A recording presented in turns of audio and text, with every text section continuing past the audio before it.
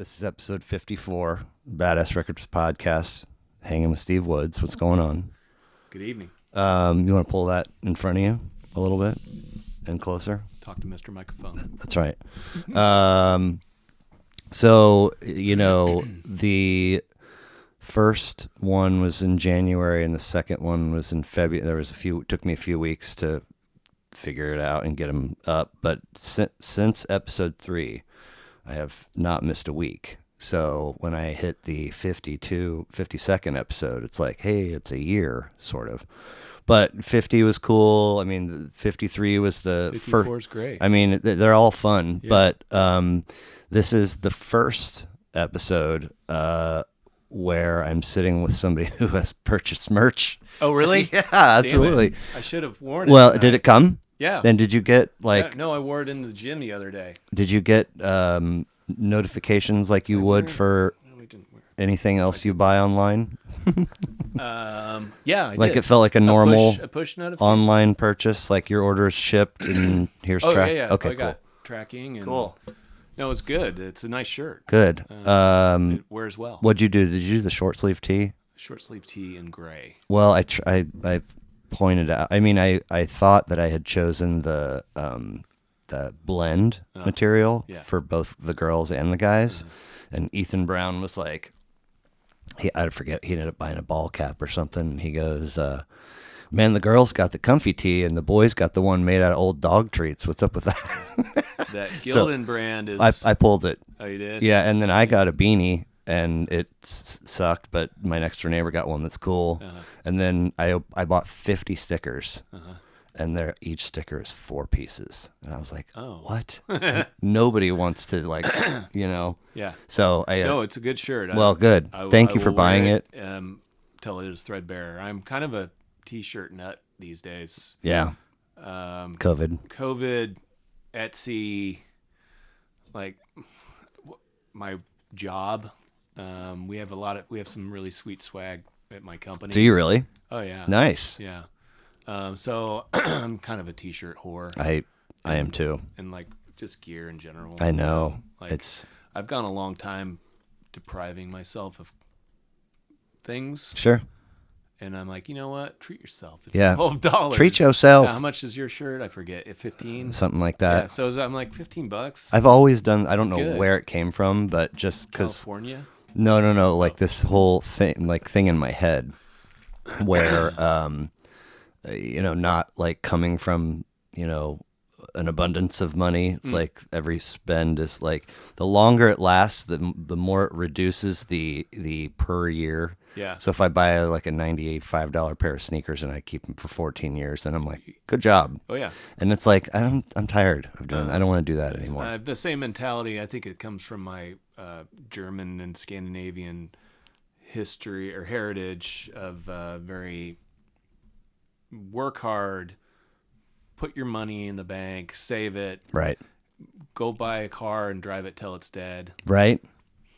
Like, that's what I do. And then I'm finally, I have adult money now. I'm pushing 50 years old, so I'm like, you know what? I'll go do that. Right. I'm okay with it. I still feel guilt because I'm like, man, I don't need that, but I want it. I So, do feel that way with t-shirts. It's like if all my t-shirts are clean, I don't have drawer space for them. It's I have ridiculous. 2 drawers Same. for t-shirts Same. only, and some hung up on hangers in my closet. Okay. I got this guy on low. If you're warm, just holler and I can turn it off. Sure. Are you okay right now? Good. Okay, cool. Take my shirt off. Bert Kreischer in the house. In getting ready for this, it occurred to me that we have known each other for 23 years now. I mean, I think April officially would be 23 years, but that's crazy to me. 3 is a long time. Yeah.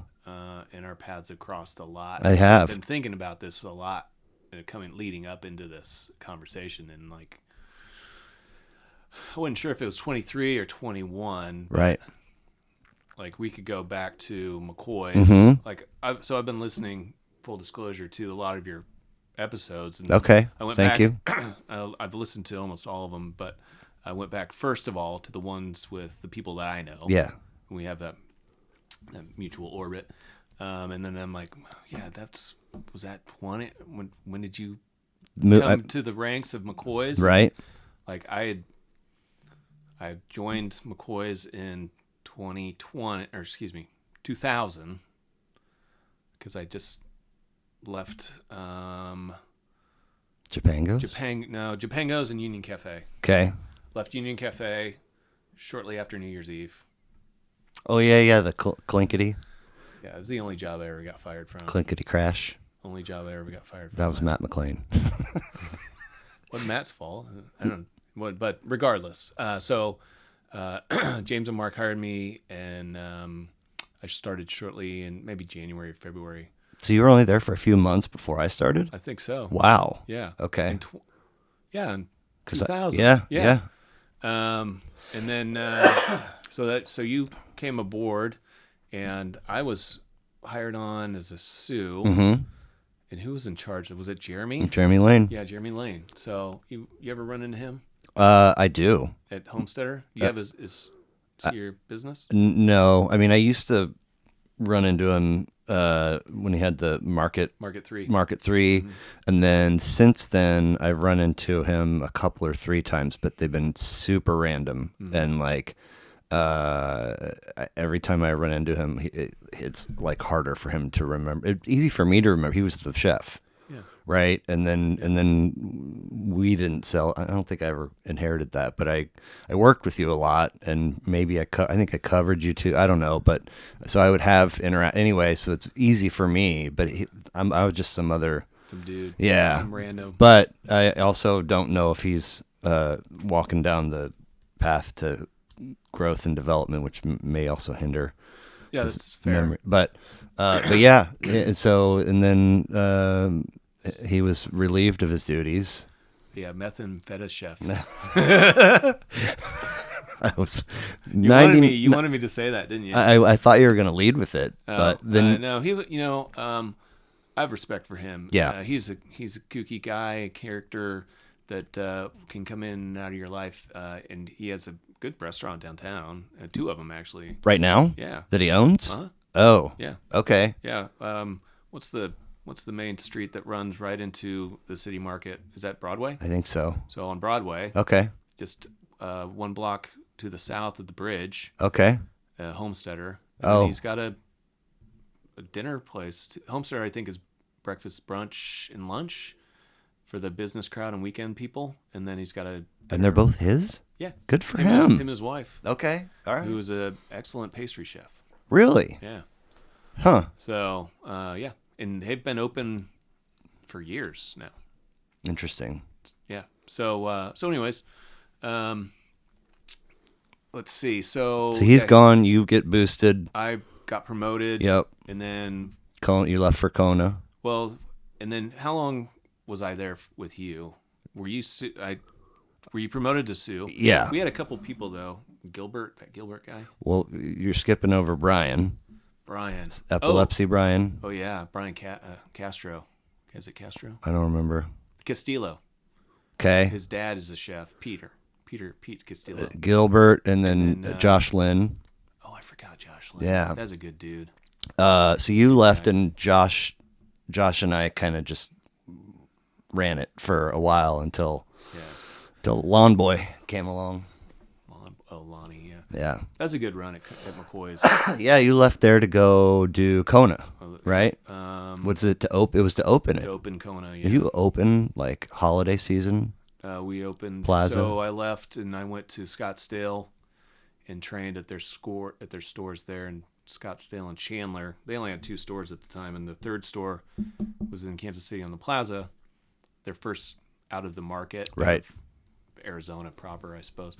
So they're all getting bent out of shape and worked up about it and very excited. And so, we opened, seems like right before Thanksgiving. Okay. Yeah. And it was bananas. Yes. I remember I had family in from Florida, and we came in, you came and said hello and bought us an app. Bananas. Like, we do 110,000 a week.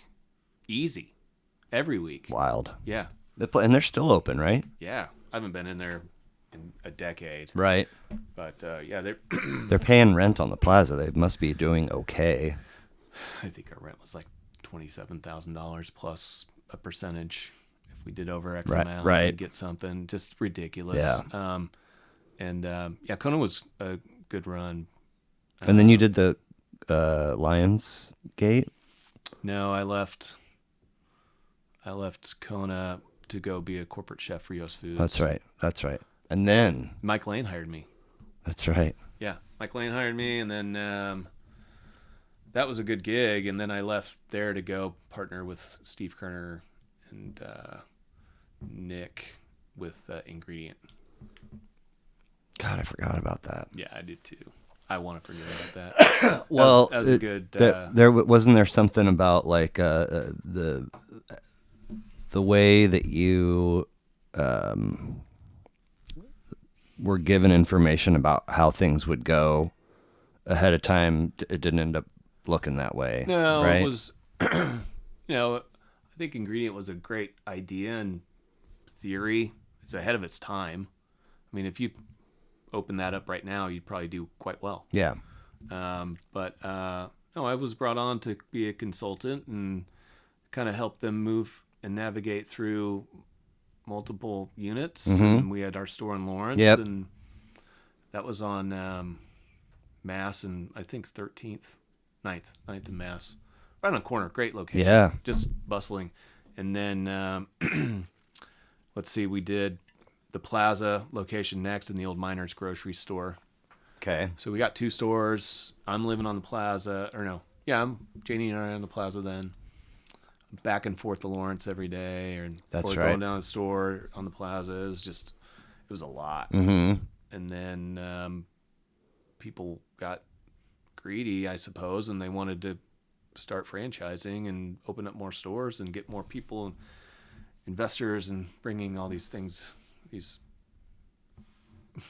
that you can't really prepare yourself for because we're not ready. We don't even have any standard operating procedures and policies in place and things like that. So it was a learning lesson. I lost some friends over the deal, and I learned a lot about it. And I'm not bitter anymore. Good. I was for a little while. It really bent me out of shape for a while.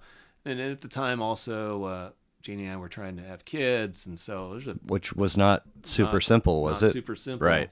So there's a lot going on then. Yeah, God, I was thinking honestly in the shower this morning. I feel like just jogging, and I feel like I remember her having like multiple months of bed rest. Oh, that was actually when we actually did have kids, right? When she was actually pregnant, right? First time around at Ingredient, nothing took. Right. So, down the road. And are they going to be 14 next month? They will be 13. In February. Valentine's Day, close to it? Yeah, 17th. 17th. Yeah, 13. So crazy. Dude, I feel like you were just dropping off bags of toddler clothes at my old house like a couple months ago. Oh, God. That's crazy. Yeah. No, they'll be 13. Going back to the McCoys for a minute, though, I was just thinking the other day, jogging my memory of when Jeannie and I got married, and Kathy Rolfing, great lady, great woman, great manager, put a collection together from everybody in the staff and gave me a fat envelope full of cash. Wow. Like the day of, or maybe the day, it had to been the day before because there'd be no reason why I'd be in McCoy's on the day of my wedding. But not if Janie has anything to say about it. Well, actually, I think I came in to pick up kegs for the there you reception. Go. Yeah. And she's like, "Here you go," and I was just like, I'm crying, like, holy smokes. Yeah. And I was like, and then that got me thinking about all the other managers who were there, besides Kathy, and it was like, I know Kevin and Terry Trombetti, Matt, who was the best man at my wedding. Jim Ligon for a minute. Oh, Jim Ligon. Glenn McMillan, Glenn.com. Oh, I love Glenn. Yeah. Trent on. If Glenn's listening, Trent on.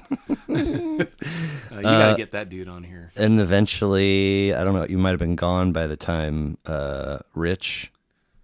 Oh, yeah, Rich. Yeah. Came around. Yeah. Yeah. We had a good good cast of characters in there. Mm-hmm. I remember just closing. One of my favorite memories is closing down the restaurant on a Friday or Saturday night and sitting in the plot room and burning heaters and drinking IPAs. Yep. And watching all the crowd come out of Bottleneck. It's not Bottleneck. Not Bottle. The hell, it's that bar? I mean Kelly's. No, right there on the corner. Riot Room. Hurricane. Hurricane, thank yes. you. Coming out of the Hurricane, just sloppy drunk, fall down in the parking lot, fights. Yep. We wait for all those crowds to disperse, and the only reason why we're waiting is so we can have more beers. Right. Free, Right. like. Yeah. Yeah. Then we somehow get home. Well, through 2 or 3 in the morning and just wake up and do it again. Hopefully that happened and not like 2 or 3 in the morning. Go over to Harry's and hide in the secret anteroom until dawn. Jeez, criminy. Yeah.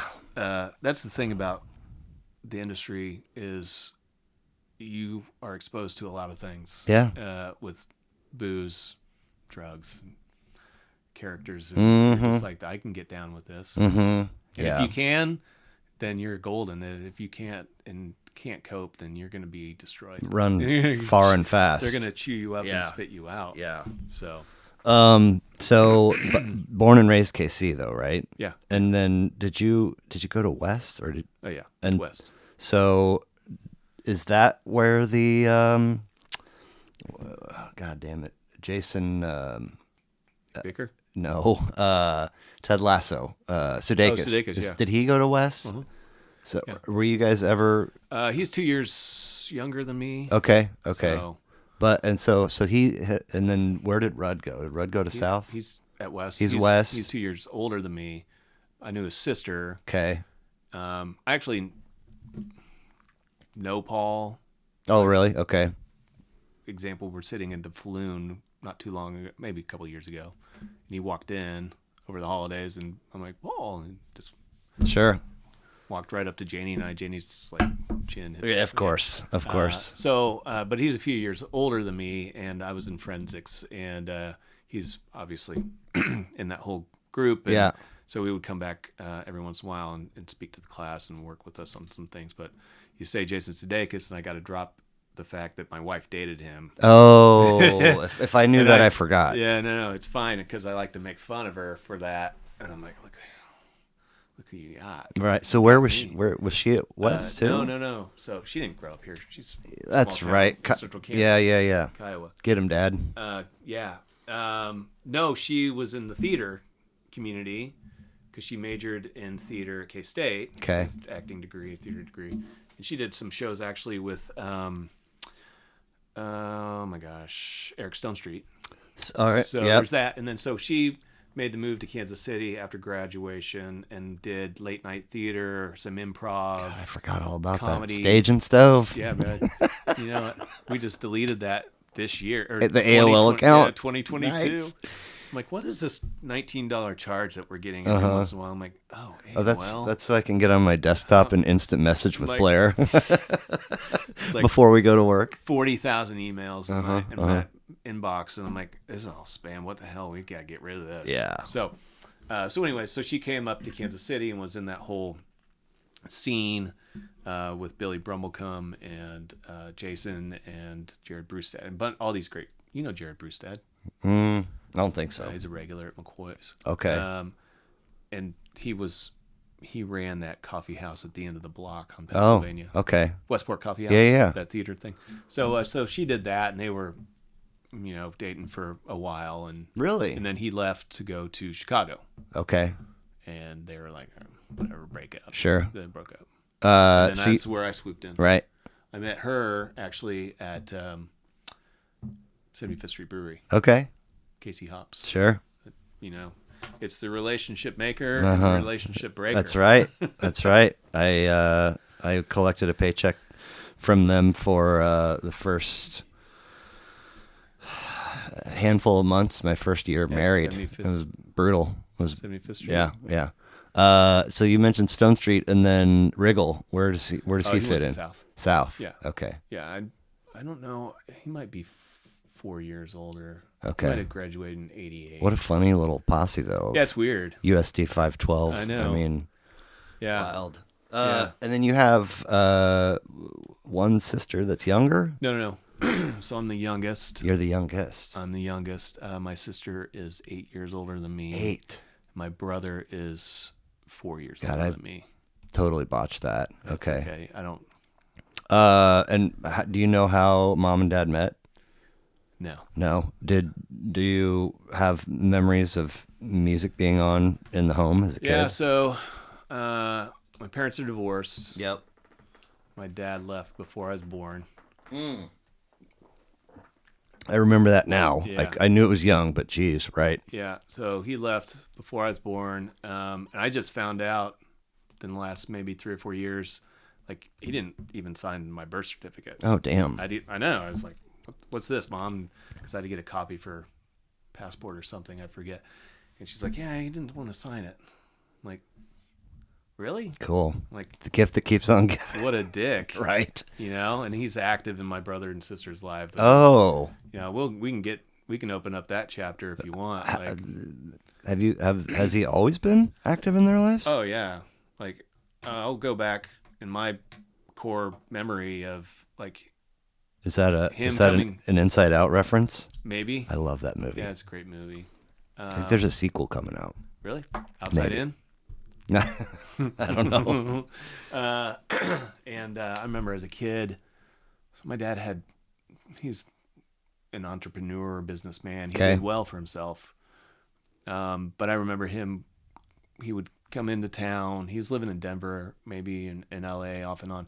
He'd come into town and he would pick up my brother and my sister, take them out, and leave me at home. From the house that you guys are all living in? From the house that me and my brother, my sister, and my mom lived in. Yeah. What? Leave me at home. Really? Yeah. I don't know if you ever told me that before. That's I super fucking don't weird. really ever recall that coming to the front of my memory but then maybe in the last few years. Okay, I'm just like, okay. wow, man. Jesus. And then I asked my sister about it, and she even confirmed, like, yeah, he just didn't want to deal with it. So I I asked my mom, I'm like, did he even pay alimony? And then she's like, he did, but not a lot. Right. So regardless of the fact, my brother's an athlete. Jock. Okay. We'll open up that cabinet in a minute too. But so he was always high on him. He's a pitcher, state baseball champion, riding that athlete wave, maybe get him into college, all that stuff. Anyways, he had a back injury and arm injury, and he couldn't go anywhere. So that dashed his dream. Is this stuff fine now? Oh yeah, he's okay. He just had shoulder surgery. He's still a good athlete. He's a really good golfer. Okay. Yeah. So is he here? Yeah. Do you see him? I just saw him last week. Okay. Like, it's a weird dynamic. He doesn't have kids. Oh shit. He's married. Okay. Whether it's a choice or physical, I don't know. He lives a mile from me in Leawood. Okay. You ever get out and swing the sticks with him or no? Yeah, we go out every once in a while. Okay. I'll invite him over to my club, or I'll go play at his club. Once a summer, maybe. Sure. Just only because I don't want to pay his dues and he didn't want to pay my dues. We're both cheap asses. Right. But regardless, so yeah, he would come into town. He would hang out with them, leave me alone. Didn't want anything to do with me. I'm like, that's fine, whatever. I'm a latchkey kid. I'm thinking about this now in my life. Sure. Like, it helped me understand how not to be a dad. Right. It's helped me in my own fatherhood path, I suppose. How not to be that guy. Right. I don't ever want to be that guy. Right. So, I gave him a chance in college. I was going to school here. So, KU, Vegas, JUCO. Yeah. All three of those, right? I'll give you that. Let's go, and then we'll come back to my dad. Let's go back to my culinary for a minute. Okay. Yeah. Any man. place is cool. So let's just go to the fact that my mom worked in healthcare. She's a doctor. She got into administration, so she's always gone. Older brother, older sister, they didn't really want anything to do with me. Like they were out. Jeez. I know. It wasn't terrible by any means, but like they're doing living their own lives. Like Sure. we're all kids of divorce, which was a thing of the 70s. Yeah. In the 80s. So, anyways, Also, still is. I yeah. I think in the 70s and 80s was when we were like, hey, if we're not careful, it'll cross the 50% threshold. Yeah. And then like by 1987, it never looked back. No, it's like fuck that. We're going pedal to the metal. Right? So I learned early on to be self-sufficient. Yep. Come home from school in 6th grade and I'm hungry. Yep. I want to eat something. What am I gonna do? And then I watched PBS because Jan Can Cook and the Galloping Gourmet and Julia Child and all those great cooking shows were on way before Food Network and all that stuff. Could this be the birth of the Skillet Burger? No, right. This was hey, I'm hungry. Yeah. Let's go get some food. So that's kind of where I was like, I'm going to cook something, and I learned how to make crepes.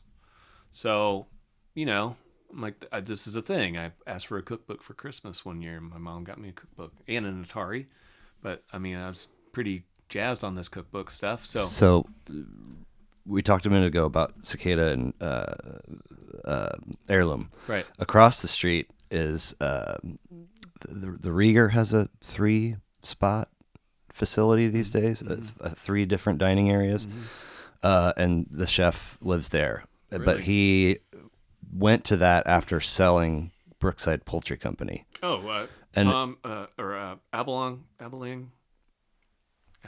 Charles Abeling.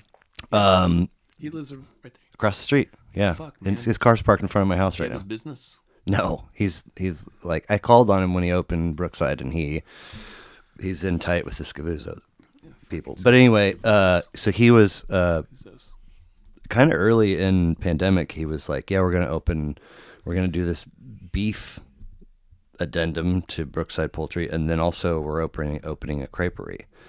And I only have a handful of things that I cook for anymore, besides feeding myself and my kids. We there's a progressive dinner that's part of the auction. I end up being a main course house for that. Thanksgiving brunch. That's nice. I'm doing that too. A couple. We have an Advent dinner thing where you host one Sunday evening during Advent, and that's nice. But that's like families, like neighbors, like fish meal, or you do Friday. Or Advent, I'm sorry. It's soup. Like the host usually makes soup, and then somebody brings wine, somebody brings a salad, somebody brings a dessert. I love a good soup. I make 2, and I've got a list of all the soups that I've made because I've been doing it for 10 years now. Right, that's great. And like I'll never forget. Like the first couple, like I was like, I'll start first thing Sunday morning. No, Saturday.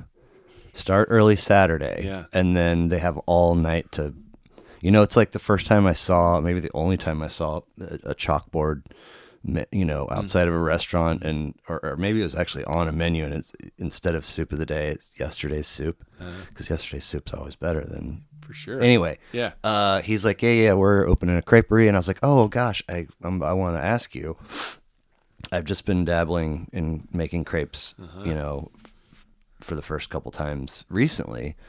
And when I do, I'll make, like 24, 36, whatever, because the thing that I'm making requires a lot of them. And I'll fuck up the first one. First are always a mess. And then you hit your stride. Yeah.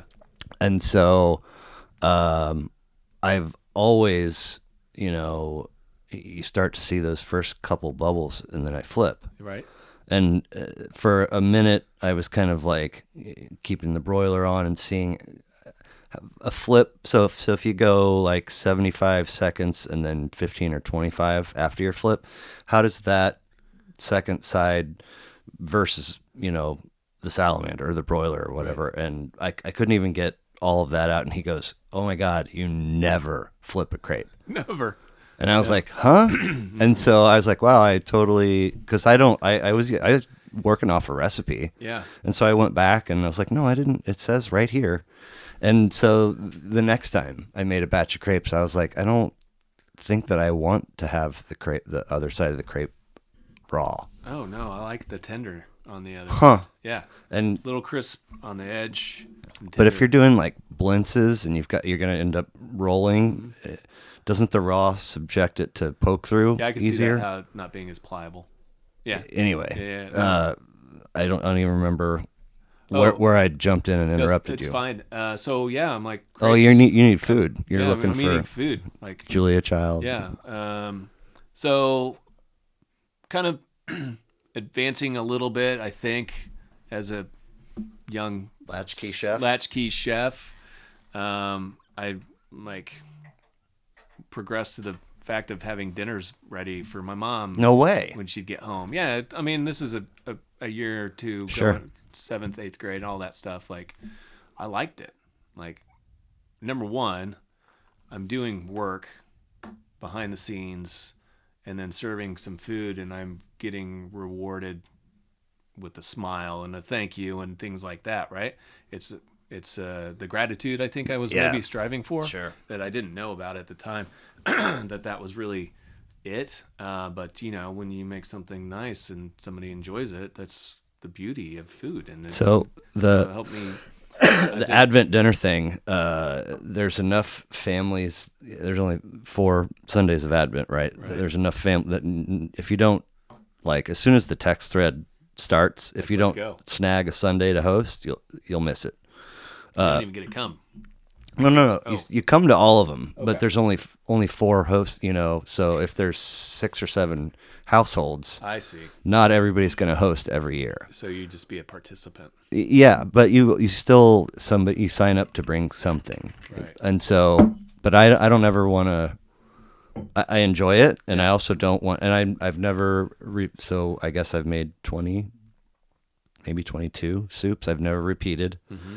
So I like that challenge, but I didn't realize until like maybe 2 Decembers ago, that my absolute favorite part, because people will show up and, you know, gather and open bottles of wine, and there's tons of kids and people are coming and going, and then eventually you light the candle and say a quick prayer, and then it's time to eat. But I realized I was in the kitchen doing something, and people had already sat down, served themselves, and were eating.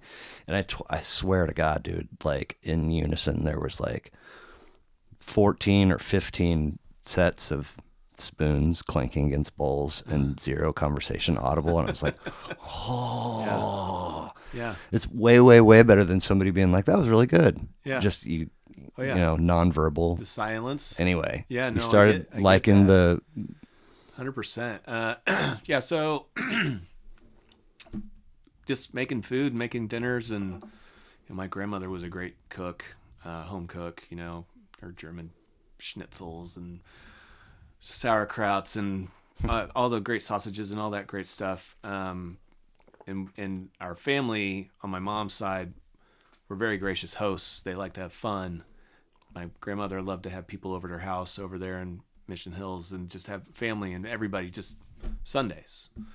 So, you know, I got a little bit older and they're asking me, you want to help Bring a contribute? dish? And I'm like, yeah, this is, you know, great.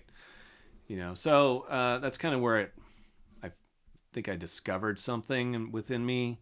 I found my special purpose. I think so. And then, you know, high school was there.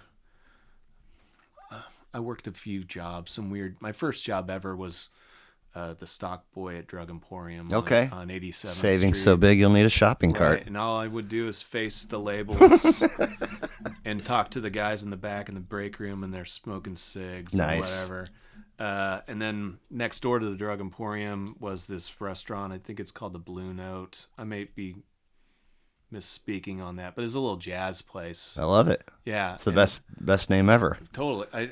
It's not the Blue Note. Maybe it's Blue Note Cafe. There you go. Because Blue Note, I think, is Columbia. It is, yeah. The venue. Yeah. Blue Note Cafe, and like, there's these dudes outside behind the restaurant that are working there, you know, cooks and stuff, and they look like they're just having a great time and smoking cigs and stuff. And they're calling me over one day and like, what are y'all doing? And they're just, we're on a break, not busy. And I'm like, oh, okay.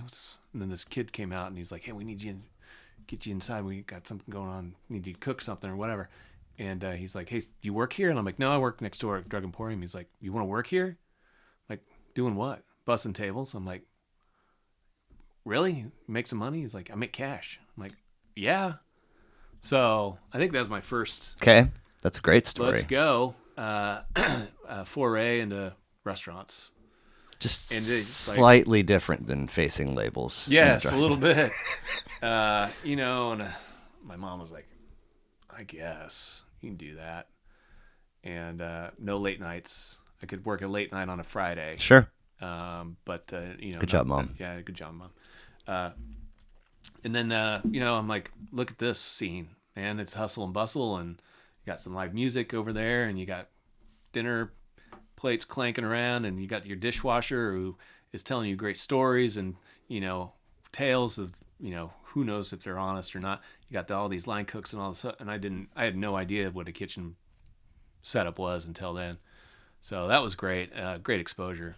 And then went to JUCO for a minute. Okay. Let's get through high school. That was fun. Yeah, of high course. High school is a disaster. It's a trip. I don't ever want to go back. I went to my 30th reunion a couple months ago. And I was just like, I don't mind. You're fine. I don't mind dipping into those. Yeah, I mean, I'm like, well, hey, how's it going? Yeah, nice to see you guys. Yeah. Mine's this summer. Yeah, it's like, so it was fine. I'm surprised at the way people age, though.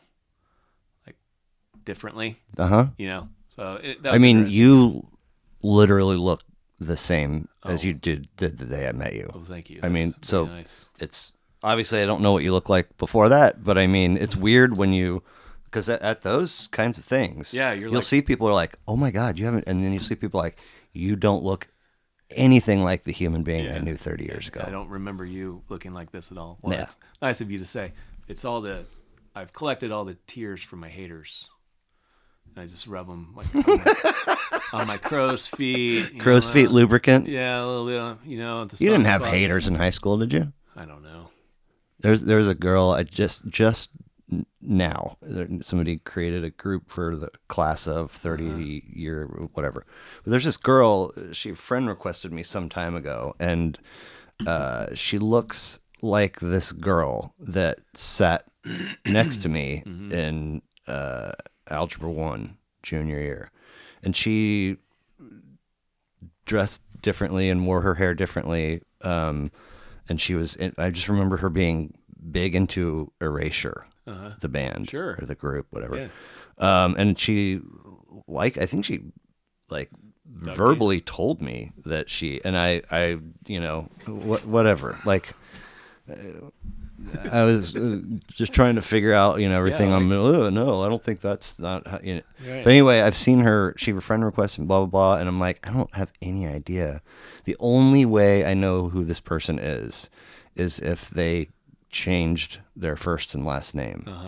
And I accepted it and whatever. And then this talk of this reunion comes up, and now people are like, who's going to do what planning wise? And she's jumping in the group thing and leaving messages and blah, blah. And just the other day, she's like, by the way, I used to be, and nobody asked, but she was just volunteering it. It was almost like she wanted to be asked. And I was like, I fucking knew it. Like I knew it, and I was right. That used to be anyway. Like, I guess maybe not long after high school was when she was like, I'm not keeping my last name or my first anyway. And, fascinating story. I would suspect to dig into that. And you might want to invite her to I might. Why don't you say when you're at your reunion, hey, by the way, I'm doing this podcast. Right. Why don't you come check it out? Maybe. But so high school was a trip. Yeah, high school was a trip. Where was I going? Well, You're I'm bouncing around because I've got a family dinners. I got a thing about this JUCO music that I want to get to. We're close, but we're close. Okay, so JUCO for a minute in their culinary program, and then my dad calls, and he's like, "Hey, I'm going to move to Las Vegas, and then in a year, I've got this project. He's building the Las Vegas Speedway concrete thing, whatever, for his company. What do you think about that?" And I'm like, "Yeah, let me think about it." And meaning come down. Yeah, think about it. Okay. So yeah, I think he's planting a seed. trying to feel me out. I'm like, I haven't talked to you in years. What are you trying to do? So I just left it alone. I'm like, I'm going to go to KU. So at that time, I left the Blue Note. I got a job at TGI Fridays. It's where I met a lot of great people. Matt McClain, Sure. Craig Palmer. You know Craig Palmer? I've heard you speak of him, I believe. He's a gentleman who is an amazing person. Anyways, he and I go all the way back to through elementary school. But regardless, that's where I met Matt. And Matt's like, hey, man, I'm going to Lawrence to live with these dudes, my buddies from high school at 1223 Ohio, off campus. You want to go? And I'm like, yeah, I could probably swing that. I think that sounds like fun. I think I'm free. Yeah. So it was 7 of us in this beater house on 12th and Ohio, which is just off campus. Enrolling some classes. My mom's on board. She's like, yeah, that sounds like a good opportunity. I'm like, well, I think I'll go up there. I'll study English. Maybe the thought of being a English teacher, something. I didn't have culinary on my brain all that much, and I was jockeying back and forth to TGI Fridays to work shifts to make some cash, and then I started working in the kitchen there. Okay. My first role was fry cook. I mean, because that's where they put the newbies. And I remember I had to learn how to make that bloomin' onion thing. I don't know what they called it back then, but it was a ridiculously huge onion that you had to season flour and then batter and then flour and then drop it in this dedicated fryer. It's just stupid. Just cholesterol city. But anyways, that's where. Also, we got that covered with onion rings. Yeah. It's way simpler. You can this is cut the core out and then you put the. It looks like the a flour. Sauces in there. I'm like, dude, we'll charge $8 for it, whatever Right. it was. So that was my first real kitchen introduction, and it was great. I remember there's a grill cook there. His name was Darmouche. He was Middle Eastern, maybe Pakistani. That dude. There's a grill, gas grill, as big as this table. That dude, London broils with his bare hand, like touching everything, like he had Kevlar fingertips or something. Like he very rarely used tongs, and that dude was so good. I don't ever. I gotta say, I'm sure there's some steaks that came back. Yeah. To temp, but I mean, he was. I gotta interrupt real quick because I saw this. We were talking about TikTok before we started rolling. I saw this TikTok yesterday or the day before, and it's this group of dudes. Whatever. I don't even remember how big their channel is, but it's like 6 or 7 dudes, and this package comes, and they're so freaking geeked out about it that they're all like you can't. It's almost inaudible because they're all just just. And the package has got like wood crate frame that they gotta unscrew. Yeah, and then there's a box. What it is this tungsten. Yes. Yeah, I saw that. Like a 45-pound block of tungsten. And nobody could pick it up one hand, and it's freezing cold. Like, what is that? It's the strongest metal on the periodic table, I think. And the heaviest metal too. And then, so I think that guy paid like $4,000 or something. He paid a lot of money for that. And then there's I think one of his buddies was like, dude, I got a little piece of it right here in my pocket. Did you see that part? I didn't stay tuned until the very, very end, but I stayed tuned I pretty saw late. that. And I don't know how they picked that thing up. I mean, I think you have to have gloves on. They said it was freezing cold. Yeah. At first I thought they were exaggerating, and then all of them were like... Yeah. I don't know what the point of that was for that purchase. They were really excited. They were really excited. That drill out, and they started unboxing it. Yeah, I saw that. Right as I checked out, there was a dude walking into frame. I thought I smelled tungsten. Anyway, this dude has Kevlar fingertips. Yeah. So he was really good, and then I was introduced into some really cool black guys, like 20-something dudes. This one guy, I forget his name, but he was one of the nicest guys ever. He had a really good ear for music, and they'd be playing some great like 70s soul and just some really good music in the kitchen a lot. One night he's helping me on the fryer, and he dropped some chicken wings or something in the oil, and some splatter came up and hit him right on the white of his eyeball. I'm talking about a really big black guy. Cut, works out, big dude. Dropped him on the floor in an instant, crying. He was in so much pain. I've never seen anybody. Well, I've seen a couple people on the floor in the kitchen in my life, through some incidents, but he was on the floor and crying and withering in pain, and they rushed him out to the hospital. And how do you treat that? I don't know. They took him in. They did something to it. I don't know.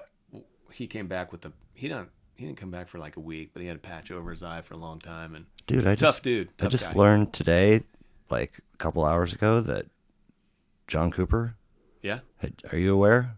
He's going through, like, I don't even know how much chemo. Oh, really? I guess he had been wearing a patch over his eye because all of a sudden the eyeball was just going wherever.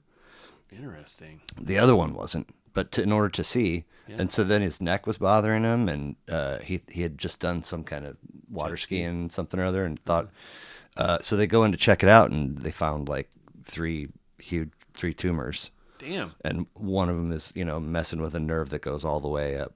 So, I mean, I had no idea. Had no idea.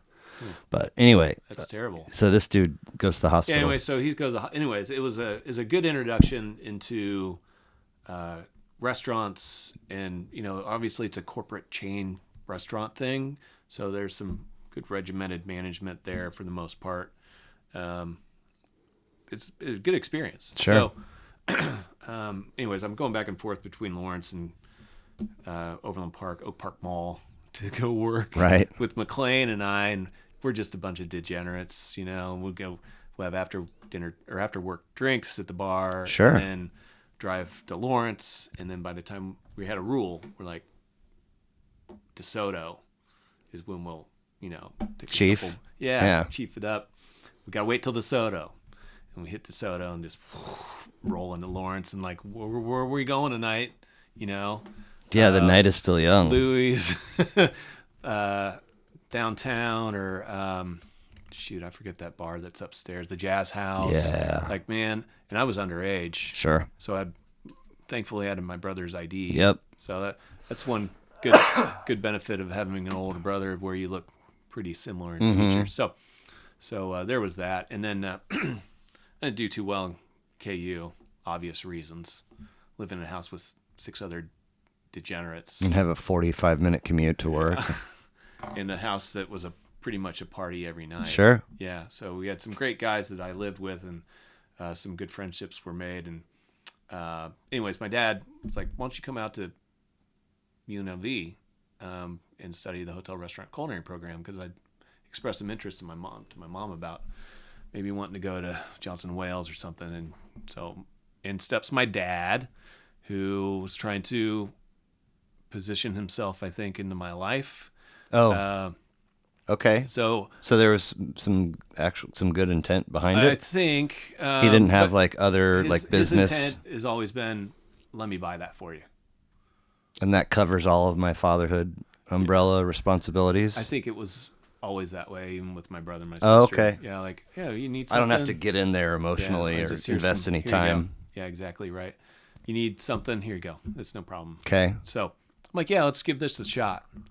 So, and does this mean this means you're moving and living with them? Yeah, so I moved out there, and he's like, I'm building a house. No, he's buying a house, but you can live in my condo with me until I get all my stuff taken care of and get into this new house. And his condo happened to be like right by campus, so it was really convenient. So he put me up and paid for everything, and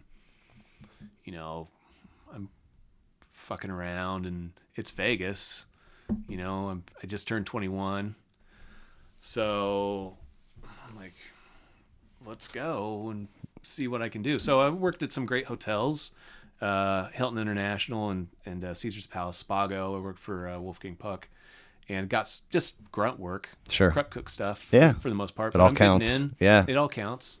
I'm doing my time in school, and then I guess my third year, I realized I'm learning more on the streets, in cooking in restaurants and back of the house than I am at class. Mm-hmm. So I'm like, I'm gonna pursue this. I'm gonna give this a go with cooking, because initially I thought maybe just management, hotel restaurant management. Oh, I was see. gonna I be see. my key. So I'm really getting into finding some good places to work. I had a good stint at Las Vegas Country Club and a couple other good the Rio. Worked at some good hotels also. That's all union over there. I didn't want to be union. They told me, don't, just bounce around, go learn. You know, you Okay. always want to learn from some great chefs, right? Yeah. Like that's the only way you're going to get better. Yeah. Otherwise, you're going to be stuck in this shitty kitchen with a stale chef. So regardless, so I bounced around. I had a good time in Vegas. I've lived there for 3.5 years. Some people can't stay for 3 days. Right. I managed to eke it out. And in the meantime, I had a great condo. My friend Bob Kubis would come over, would fly out. At that time, he could get like one-way tickets for $40 from Kansas City, direct flight. Damn. Yeah, like, you know, red eyes. Sure. So Matt would come out sometimes. Steve, I'm coming out. Save me a spot on the couch. One way, he'll buy a one-way ticket. Bob would. And then figure it out. Like 6 days later, I'm like, dude, you got to go. He's like, I lost all my money. Oh, shit. I'm like, oh, God, I got some coupons to Binion's Horseshoe. We'll go get a beer and a buffet. Whatever. Yeah. You know, something like that. So that was a good run in Vegas. Did you finish the program? No, Okay. So I didn't, I said earlier, no regrets, but I do have a regret of not finishing. I left with basically a semester to go. Okay. I had to get out of there because I was Partying? and Okay. boozing and I mean, all sorts of but like stuff. you didn't finish, but for good reason. Yeah. Like you made a better choice for yourself. Oh yeah, I wanted to get out of there before I couldn't, if that makes sense. Yeah. Yeah. 100%. And then I came back to Kansas City, and my aunt owned a catering company over in Lenexa. Okay. Went to work. She's like, "Come work for me." So that's where I got started here, Nice. and then that's it. Yeah. I mean, it's Yeah. Well, I want to move into your records, but I got to pee real quick. Sure. So. Where were we? Well, we had just sort of wrapped up Vegas. Oh yeah. And wanting to get out. Wanting to get out, and so I come back, and where was I living? I don't even know. Regardless of the fact, Matt and all of his crew and everybody is. Well, wait. I came back, worked at my aunt's catering company. That's right. Now I'm back on track. Yeah. And then I really wanted to work at Japango on the Plaza, and I somehow got that. I worked with Stu Strand for a little bit. That's and all right. those guys, Parkway 600, Randy. What happened to Randy? I was in McGonagall's or Fairway not too long ago, and I'm like, there's a dude in the back, and kind of looked like Randy. He had a hat on and gray hair, and I'm like, Randy. He's like, yeah, he doesn't work here anymore. I'm like, oh. Connect Cafe over in the Dot. Okay.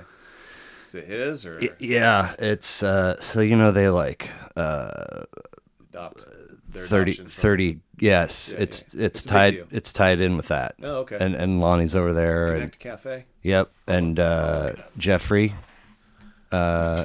would do all the European imports. yeah. Super nice guy. Yeah. I think it's just those three. Interesting. But yeah. anyway, So did a little stint with them, and then that's where I kind of grew. yeah. Through that. Yeah. Yeah. So when you sent me your list, I was really blown away. In that basically no Boston, nothing vanilla Yeah. per se. Is that what you had me pegged for? No. But I have just started purchasing vinyl, and it's that's the sole purpose is Of Boston? of Oh. the records that I'm buying is to display them. I'm Yeah. not listening to them. So it's not a spend that I can justify. So I should have sent you this link. I just saw this the other day. You know how you could like TikTok made me buy that.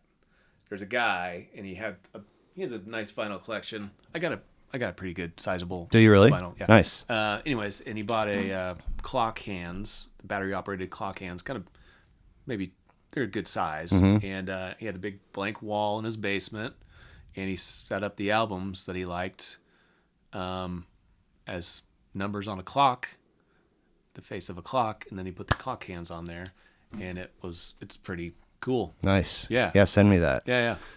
Anyway, I'm pretty sure, like, I try not to repeat. Yeah. So I think that maybe that's the only one that I haven't used before tonight, so that's why it's there. Oh, and it's also a great album and cool cover art. But anyway, I tend to like to arrange them by chronological release typically, but for you, I'm all over the map. Well, it just felt the right angle to keep them in the order that you gave them to me in. So it starts with 1989 Stone Roses self-titled. Right.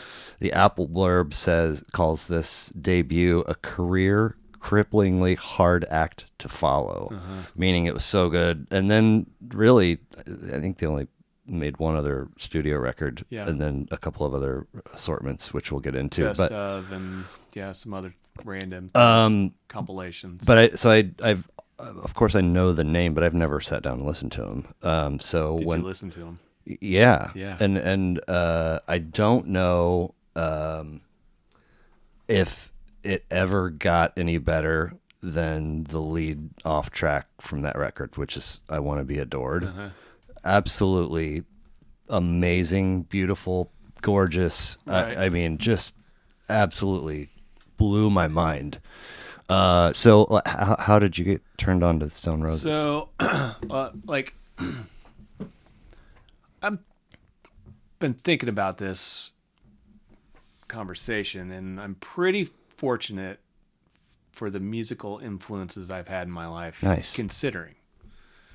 I'll go back, and I'll get to the Stone Roses in a minute, but my mom, Beatles, Neil Diamond, Barry Manilow, Streisand, like pop. Good. She played this stuff. Yeah, when you were a kid. She had a great cabinet, a vinyl record player cabinet where you could slide the top up and pull this little lever, and the record player would come up. Whoa! And I mean, it was not like you push a button and it's electronic. You pull the lever and it would lift. Still cool. Yeah, it's still cool, and it had these two speaker. It's like as big as a couch. Are you good beverage wise? No, Do you fine. need? I got some water. Okay. And about as big as a couch and probably weighed a ton. Wood grain and like these funny speaker covers that kind of looked like they were crocheted. Anyways, it's funny. So she had a nice record collection. And Does she still have it? No. But so on the weekends, cleaning house, you'd put on some Bee Gees or some Manilow. Or, so I had that going for me. And then, of course, I have my older brother and my older sister. And on Sundays, we would go to church, and my sister's old enough to drive, so we would most of the time skip mass and drive around and listen to Casey Kasem. Heck yeah, weekly top 40. Yeah, man. So keep your feet on the ground and keep reaching for the stars. Oh my goodness. So my sister, who's 8 years older than me, she was kind of in that John Hughes Breakfast Club, all those Rat Pack. Yeah, Rat Pack. Pack. All that great music that stemmed from those movies. So that's a little bit of a British art alt punk, poppy. Yeah. And then of course my brother, who was into Dokken and Motley Crue and rocking with Black Dokken. Sabbath and like crazy metal, because that was it was the both of those things were hip. Van Halen. Then, Yeah, they're both hip, and of course they're in two different tangents because my sister's going this way and my brother's going that way. Well, and not to mention the stuff that Mom listened to.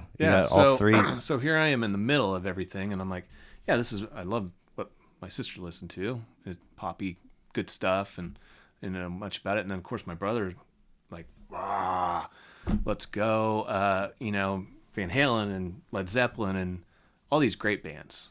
And so I'm fortunate to have that foundation, I think. And then I grew up into my own niche and started skateboarding and found punk. Sure. Yeah. Kennedys and circle jerks and stuff. So that kind of launched me into what comes out of England and Europe and cool not well-known bands. Right. And the Stone Roses, I was turned on to them by Craig Palmer's older brother. Okay. We used to go over to he had a house on the plaza. We'd go play foosball, chief it up and party on the weekends. And he's like, check out this band, Stone Roses. And so that album to me has so many great memories. And in my opinion, it is a top 5 for me. It's really good. It's really good. And it's a kind of a shoegazer, stand against the wall type of thing, but also it's so heavy. Yeah. But not. And that's where I was really thrown, because I was expecting it to be a lot edgier than it was, but it's like kind of chill and kind of upbeat and kind of a little bit edgy, a little bit heavy. It's got like it's little like house pre shoegaze. And so they kind of turned the British music on its ear a little bit when they debuted that album, and they didn't do too well here in the States, and I would have loved to see them live, but they're like the precursor to the Oasises of the world and things like that. They're a fabulous band, and they didn't last very long. No, they had some issues internally between the bandmates and everything, but it's a top 5 for me. And I listen to it to this day. I just listened to it yesterday. The production mix is cool in that it's kind of clean, but it's got just a little hint of distortion. Yeah, a little fuzzy. There's a fun solo jam in the peak of track 8, Made of Stone. Yeah. And then they close it out with a pair of big ones. I'm the Resurrection at 8:12, and Fool's Gold clocks in at 9:54, and has a whole bunch of funk that the rest of the record didn't have. Yeah. I mean, it was a wild... Fool's Gold with that... Yeah. Yeah, it's so good. And I Am the Resurrection is like... when the first time I heard that, I was just like, man, this is like church-like to me. It's heavy. It's coming at you in all different directions, and it is good. It is a really good song. Yeah. Yeah. It's really good. So that was their debut. They put out another one, but the second Stone Roses record on your list comes from '92, and it's called Turns into Stone. Yeah. And it's early singles and B-sides that didn't make the cut, I guess, for the debut record. Right. How'd you come across this one? Remember that Exile record store on 75th and Metcalf? Next to is it the Second Hand? Yeah. You could sell shit, and they had tapestries and posters. That's what it was called, right? Yeah, Exile? absolutely. Yeah, because it was Peaches. Yeah, Peaches original, which became Sound Warehouse, and then CD Warehouse. Some dumb thing. But Exile kind of just hung through the storm and maintained until. It was my favorite store. I loved.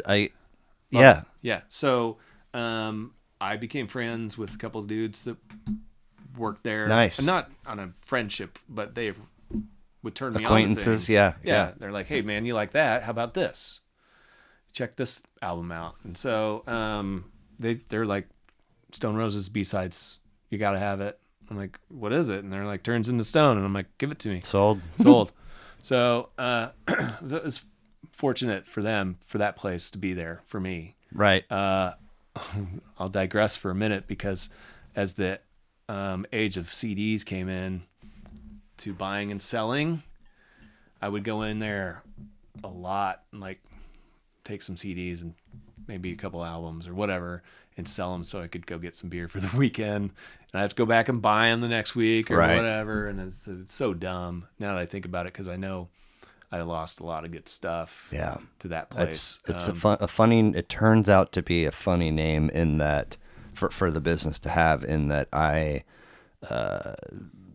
developed my music purchasing habit early with babysitting and cutting grass and shit. So I would ride my bike up to whatever version, mostly Sound Warehouse, but and once I like opened that Pandora's box of buying. Like I couldn't, but eventually, like you have to be responsible and use your money for other things. So that's the first and probably the only place that I have sold music, and most of the time I was selling it to buy other albums that I thought I would like better than the ones and there was always like a sort of a open wound, like I had all the AC/DC albums and now I only have 5 but whatever. I had, for Christmas one year, I got the entire Beatles studio albums, in a case as a gift. Wow. Is that from Dad? I don't know, my mom, I think, got it for me. But it's every studio album. It's fabulous. And it had this cool wooden case, and it had a little slider door that you could slide it all up, and it had a little sleeve for everything, every disc that went in there. I took that thing in there and I fucking sold it so I could go on a ski trip to Colorado with my buddies. I'm so mad about it. Was the ski trip fun? Yeah. I mean, I had a great time. Right, there you go. But it had like the Beatles embossed on the side of the wood cabinet. Yeah, so dumb. So dumb. The person that was buying it from you was like, "Are you sure you're gonna get that?" Yeah. I'm like, "Yeah, no. Give me what you give me for it." I don't even know. Right. Right. It's probably $250 retail, and I probably got $75 for it. Whatever.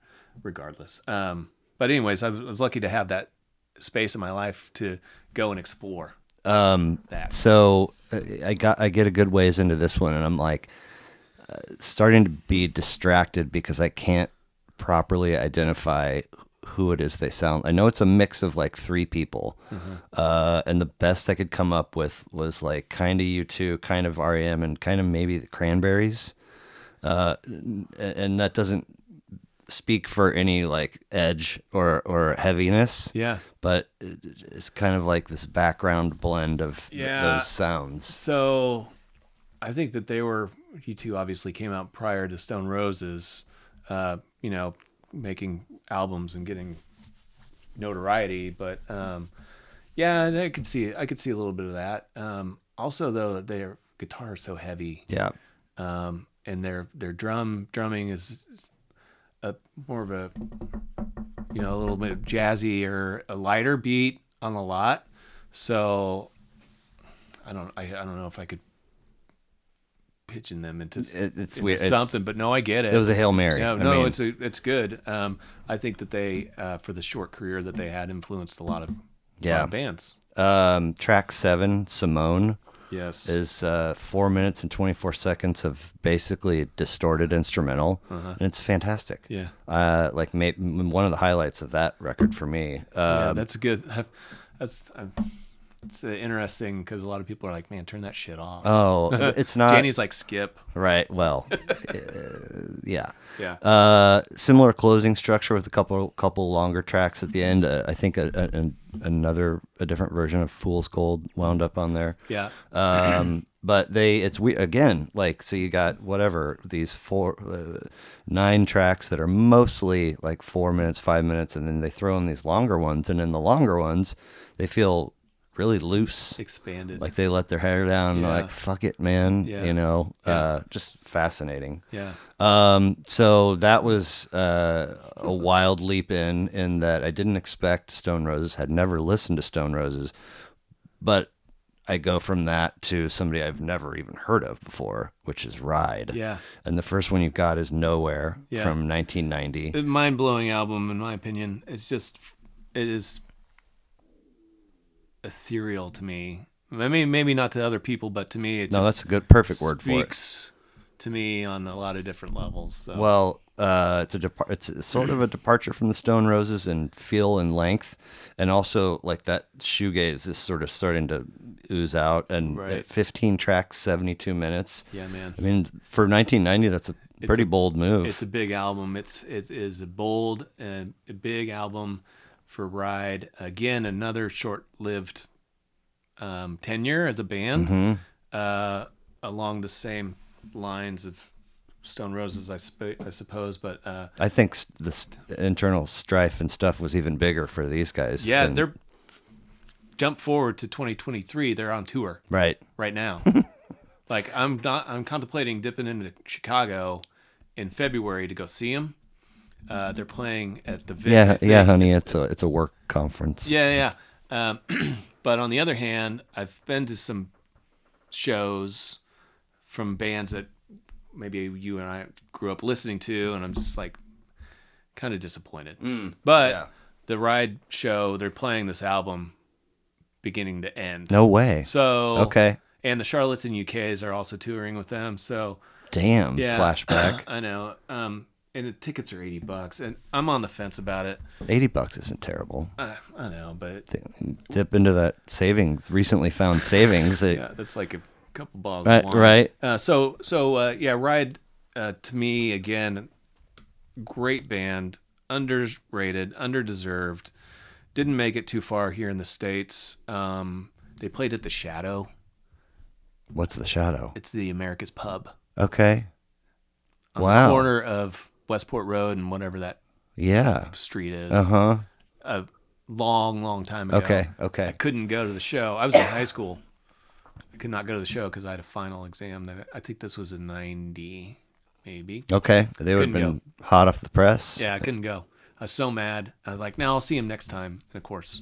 So that's kind of why I might go to Chicago to go. Well, how'd these guys land in your lap? Same. Ex- Craig Palmer. Okay, okay. Craig's brother. Just a little bit older, they're a little bit more traveled, I think, with their music scene. So, yeah, and of course with my sister too. So They liked this is a quote, they liked the noisy bands of the time, and when they were in college saw My Bloody Valentine, Sonic Yes, Youth, man.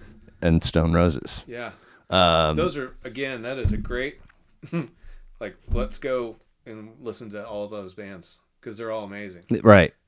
Fuzz heavy guitar, good drums. Yeah, they reunite or they put out a record in 2017, another one in 2019, and here we are in 2023, and they're alive they and need a little kicking. bit of money, who knows, but they're drawing them in. Sure. From what I've read on reviews. So So a great band. I would turn that on for anybody who's I've never heard of them, and I'm like, dude, let's go and Right. turn it on for them. And 9 times out of 10, they're like, yeah, this is pretty good. Yeah. But it is a big album. A couple years later, 92, Going Blank again. Yeah. Dreams Burned Down was just track 5, and Ooh, Paralyzed, which is track 7. heavy songs. And they open like you are in there, you are hooked, and like Taste, track 9, Unfamiliar, track 12, were both also spoke to me. Yeah. Just wild. Dreams Burned Down is man, dude. Go on a drive. If you're driving through the mountains, road trip, whatever, put on either of those bands and just go. Okay. I talk about LSD. There's been some great moments in my life. I mean, on yeah. on illicits. Yep. Where those albums are just like you said, you're living in it, and it's the sun's coming up, and you're just like, oh my gosh, this is mind bending and melting my brain, and it's just so good. That's part of the reason I'm attracted to it, and I have that memory. Sure. But also on the other hand, when I listen to it these days, I'm just like, still as good as it was. Still good. I think I brought this. I mentioned Ethan a little while ago, but Yeah. in his episode, I brought up. We were talking about how he has he has a car now that he shares with his wife, but for years and years he would just get around on foot and take the bus and shit. And one day, I don't know what the occasion was, but he was kind of he was definitely the kind of the bar manager, go-to guy to open Foundry. Mm-hmm. So that's how we met. Remember him. And so at some point we had a couple post-shift, whatever, and then made plans to have beers. Uh-huh. And we went to Chez Charlie, and it was still daylight out.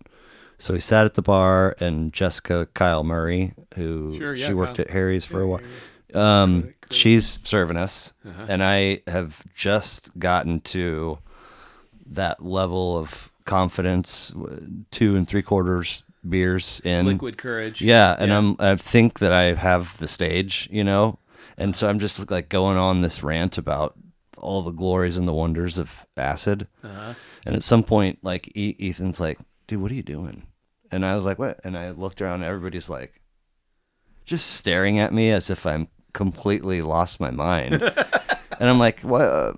Who doesn't like a good, healthy conversation about how wonderful acid is? Yeah. And crickets. I was like, okay, fuck.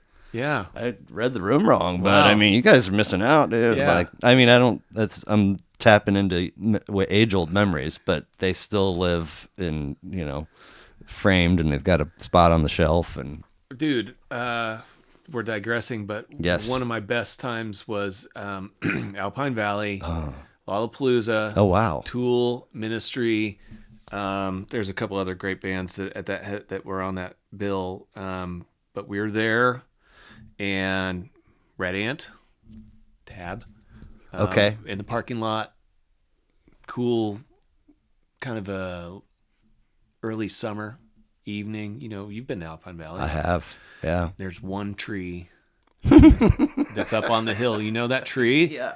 So, I mean, things are really kicking in, and we're having a great time. And Ministry comes out, and like I'd listened to Ministry, but I'd never expected to see them on stage like that, and it was mind blowing. And then Tool came out, and Maynard is on the shoulders of this guy. I think Maynard's wearing maybe a leather loincloth, and that's it.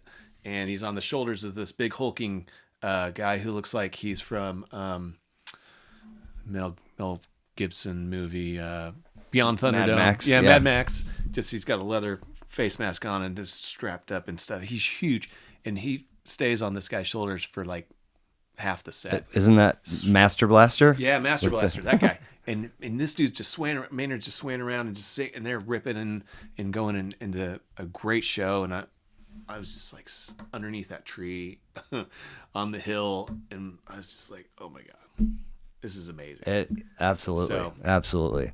Now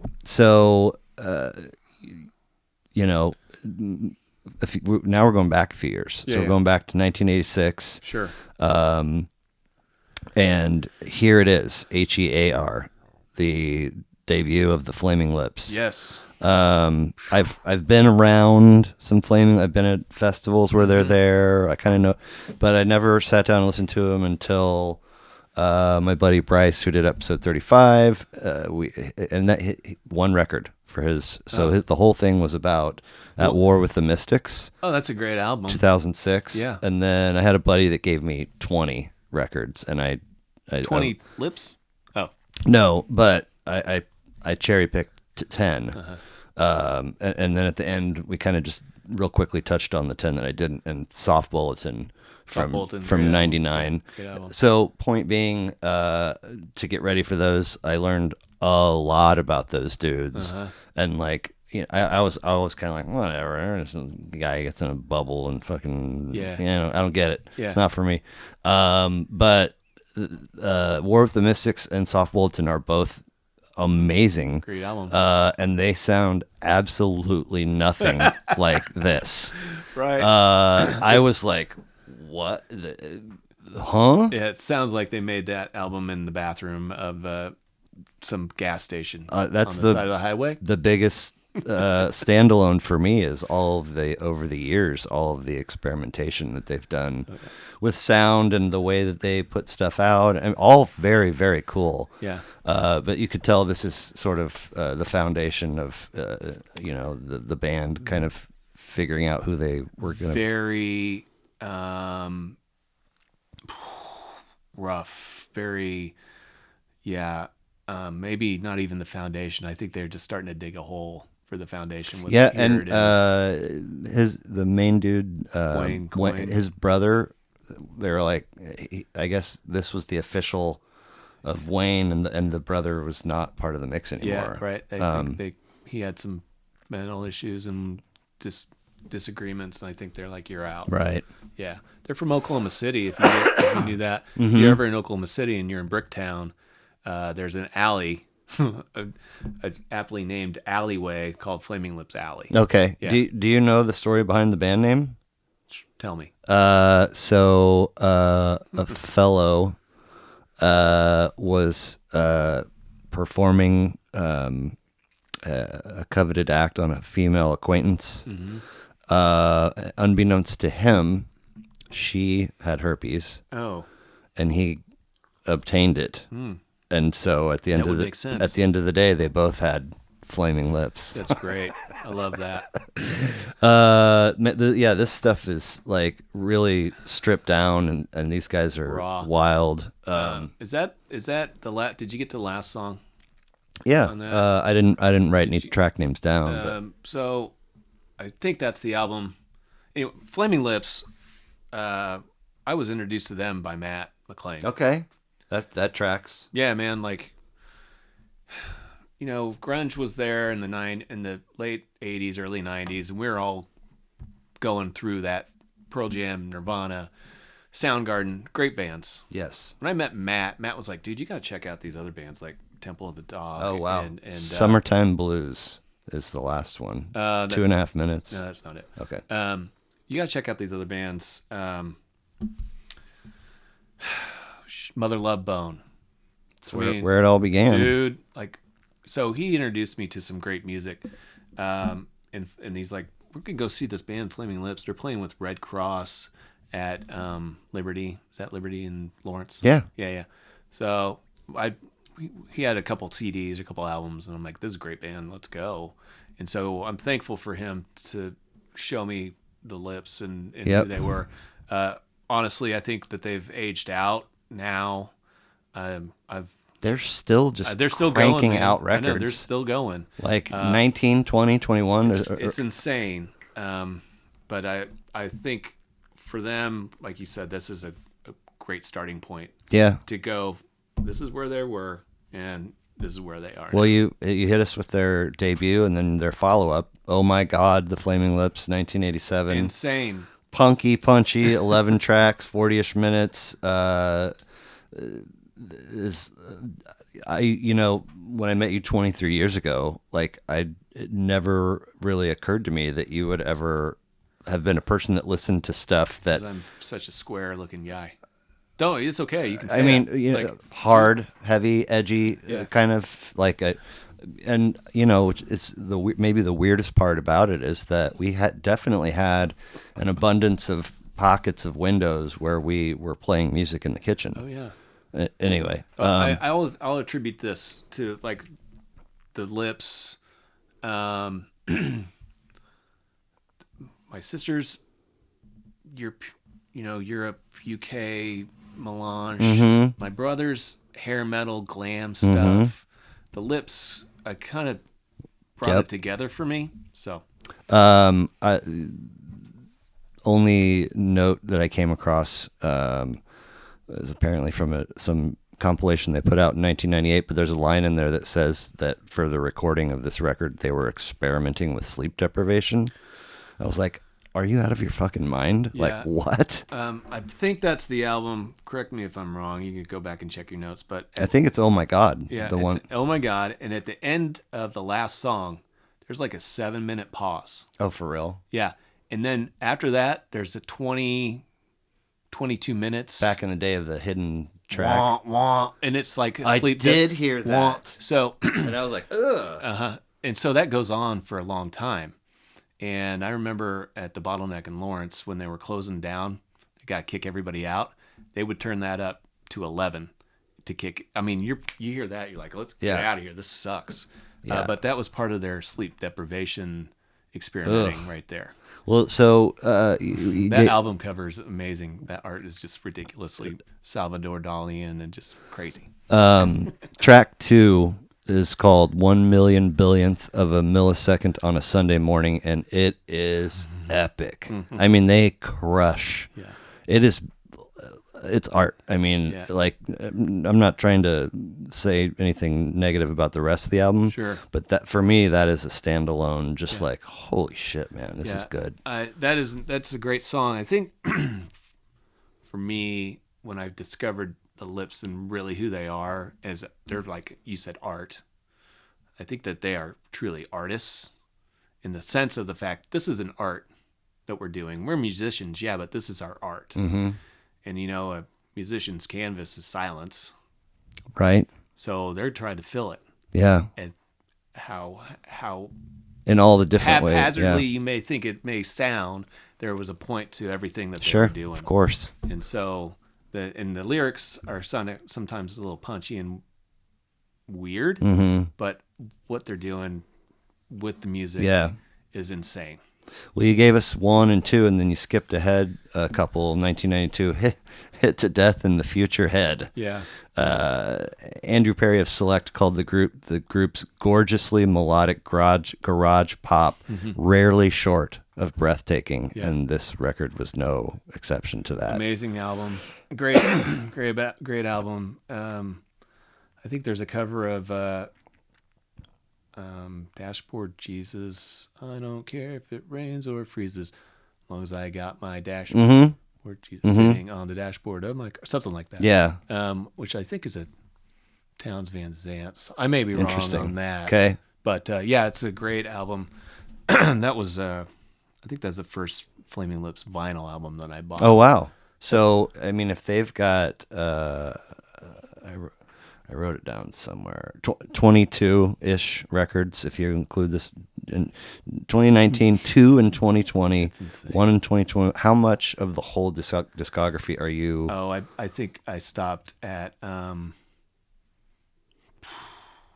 Soft Bulletin. Okay, I think I stopped at Soft Bulletin. But there's something about these three that have always been they're special to you. Yeah, I mean, that was living in Lawrence. Sure. Cranking that music up at night. Right. Getting funky with it. Right. It's good. I saw them a couple times Okay. live. Fun? Oh, they're great. Did experiences at the different shows, were they different, or did it feel like, it's the same show I saw last time? No, they're completely different. Okay. Yeah. That's Even awesome. the crowds were completely different Really? from one to the other. Wow. Yeah, it seemed like the first time I saw them, I didn't really know what to expect, so I just kind of stood back and watched. That's my nature. That's a good thing to do, though. It's just like kind of what's going on here. Yeah. And then the third time I was like, this is great. Let's get in the front and let's go dance and let's, meet some people and have some fun. And so, yeah, they're good. They're good live. They were anyways. I don't know what they're like now. Right. So that's kind of where I jumped off with particular album exploration for you, because if I did the rest, we would still be here in the morning with the roosters. I sent you a lot. So, but you unabashedly said basically everything Wilco, everything Uncle Tupelo, everything Sun Volt. I've had Wilco's come up a couple times. Most of the time it has been Yankee, and only if this is 54, what was that? 48. Somebody he had a list of 10. And on there was Sky Blue Sky. And I was like, sure, great album. Oh my God. Now I'm on board. That's Impossible Germany. Yes. Yeah. Yep. Nels Klein guitar solo on that song. It is amazing. But we've got. Yeah. I love Wilco. AM 95, Being There 96, Summer Teeth 99, Yankee 2001, A Ghost is Born, Sky Blue Sky, Wilco, the album, The Whole Love, Star Wars, Schmilko, Ode to Joy, Cruel Country, and then Tupelo's got 5, No Depression, Still Feel Gone, March 16 to 20, and Anodyne. And then Sun Volt has just been cranked. I mean, they've got 9 of them from 95 to 2021. And you, like I said, unabashedly, you're like, I love it all. I love it all. Okay. Matter of fact, Cruel Country, which is Wilco's latest album, it's funny. It makes it kind of a full circle for me with an aspect of music influence later in my life with old Merle Haggard and Townes Van Zandt and Willie Nelson and the greats, right? Sure. That I've learned to love from my father-in-law, who's a cowboy for life. And he introduced me to some of this great music. I mean, I'd known about it and really care whether I listened to it or not, but now I love listening to it. Anyways, Cruel Country is kind of an homage, and it is a fabulous album. It is nice. It is one of their best. So, for the people that have dad rock tabbed Wilco, there have been a few camps. There's some folks that love everything they do. There's some folks that, I don't care for this pocket, or I only really like a couple albums, and the rest, it isn't for me. And then you've got some folks that are like, yeah, Tupelo and Sunvolt, but I've never had anybody say I love it all. Yeah. But I know there are others of you out there. I mean, Wilco, they've never been like, Taylor Swift or Radiohead numbers wise, but they have managed to reach a shitload of people. And I feel like most of those people really love them. Like, what is it about the appeal? I'll say this, in my opinion, they're consistent, but also not. Okay, interesting. That's appealing. Their album from one to another are not the same. Right. They're different. Right. They blend a lot of different musical architecture into their albums. Sometimes big sound, big instrumentation, and then other times it's really chill and it's just them. Yeah. So it's I don't know. It hit some to me. The lyrics are good. They're tight. Nels is a great guitar player in his own right, and he has his own solo projects and side pieces that he does. They're consistent. They're a great band. So Yankee came out. The Yankees their fourth, and it came out a year after we met. So by the time we met, they had 3 records out. Were you already into them back then? Yeah, because again, Matt, Okay. like, dude, AM, Right. And I had another roommate, Jeff Purcell at KU, who was a kind of a Panic fiend. So he liked Widespread Panic and Sunvolt, kind of along that genre. Yeah. And so he had some Sunvolt, and matter of fact, I think they were at the Bottleneck, and he's like, "Let's go see them. Let's go see Sunvolt." And so from early on, sure, didn't really resonate with me until, of course, Yankee Hotel came out. Right. But then I met this dude at Kona Grill, and he's like the biggest Wilco fan I've ever met, and he's like, "Oh, they're the best." Like he's on that other spectrum. Yeah. And I was like, Have you seen them? 4 or 5 times. And great. Every time you're like, Every time. They can have my money every time they're in town. Every time.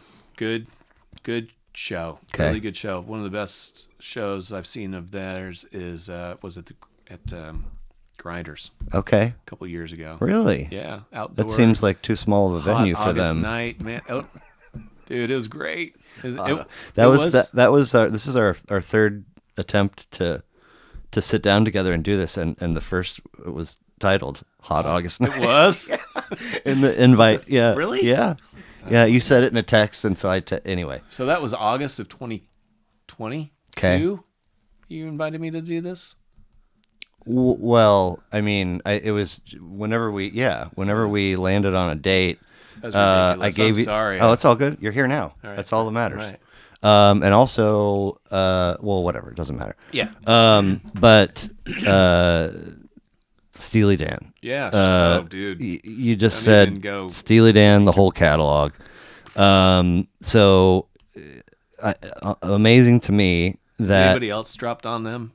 no, not a sniff. Wow. Which is not to say that there haven't been fans sitting in there, but nobody has said. Anyway, I think they're so unique. Can't Buy a Thrill, 72, and I love that they wasn't even born yet. I know, but for like 6 records, a record a year. Can't Buy a Thrill, Countdown to Ecstasy in 73, Pretzel Logic 74. That one's come up. Somebody's brought that up. A lot of rap artists have sampled from Pretzel Logic. Katie Lied, 1975. The Royal Scam, 76. Aha. Asia. I'm sorry. Asia. Like the continent. AGA or AJA. Asia. Not like the John Hughes Take on Me. Right. Aha. Okay. Asia. Interesting. Gaucho. So between Asia and Gaucho, you get a 3-year, which it's been a record a year ever since, but 3 years, and then Gaucho, and then 20 years. And in 2000, they put out Two Against Nature, and in 2003, Everything Must Go. Yeah. funny that you ask if anybody had included them. I've always, not always, in recent years, it's come to my, because this is part of why I did this is like for years, decades, I walked around being like, good music starts here. And if somebody wants to know, I'll tell them. Right. Not possible that other people, whatever. Yeah, no, you But be so closeted about it. So in that, it's like all of the years of classic rock radio listen. Like I've got all the Steely Dan covered, which couldn't be further from the truth. Right.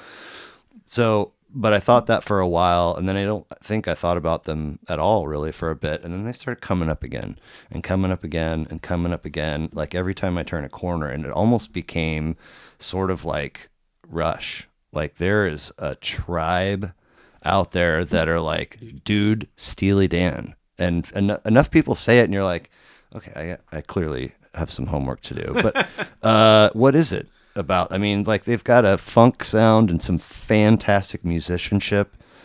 Is it deeper than that? I don't know really how to classify them. I love jazz. I could have put some jazz on there. Whatever. I love jazz. But I also love all this great rock and roll and all this great pop and all this great other stuff. So are they jazz? Are they rock? Are they pop? They're all of that. And funk. But they're also none of that. Well said. Well said. It's just like, man, so Asia album, I don't know what Rolling Stone ranked it as. It's got to be up there though, as a maybe a single digit, top 10, maybe top 20. But they are methodical musicians. Mm-hmm.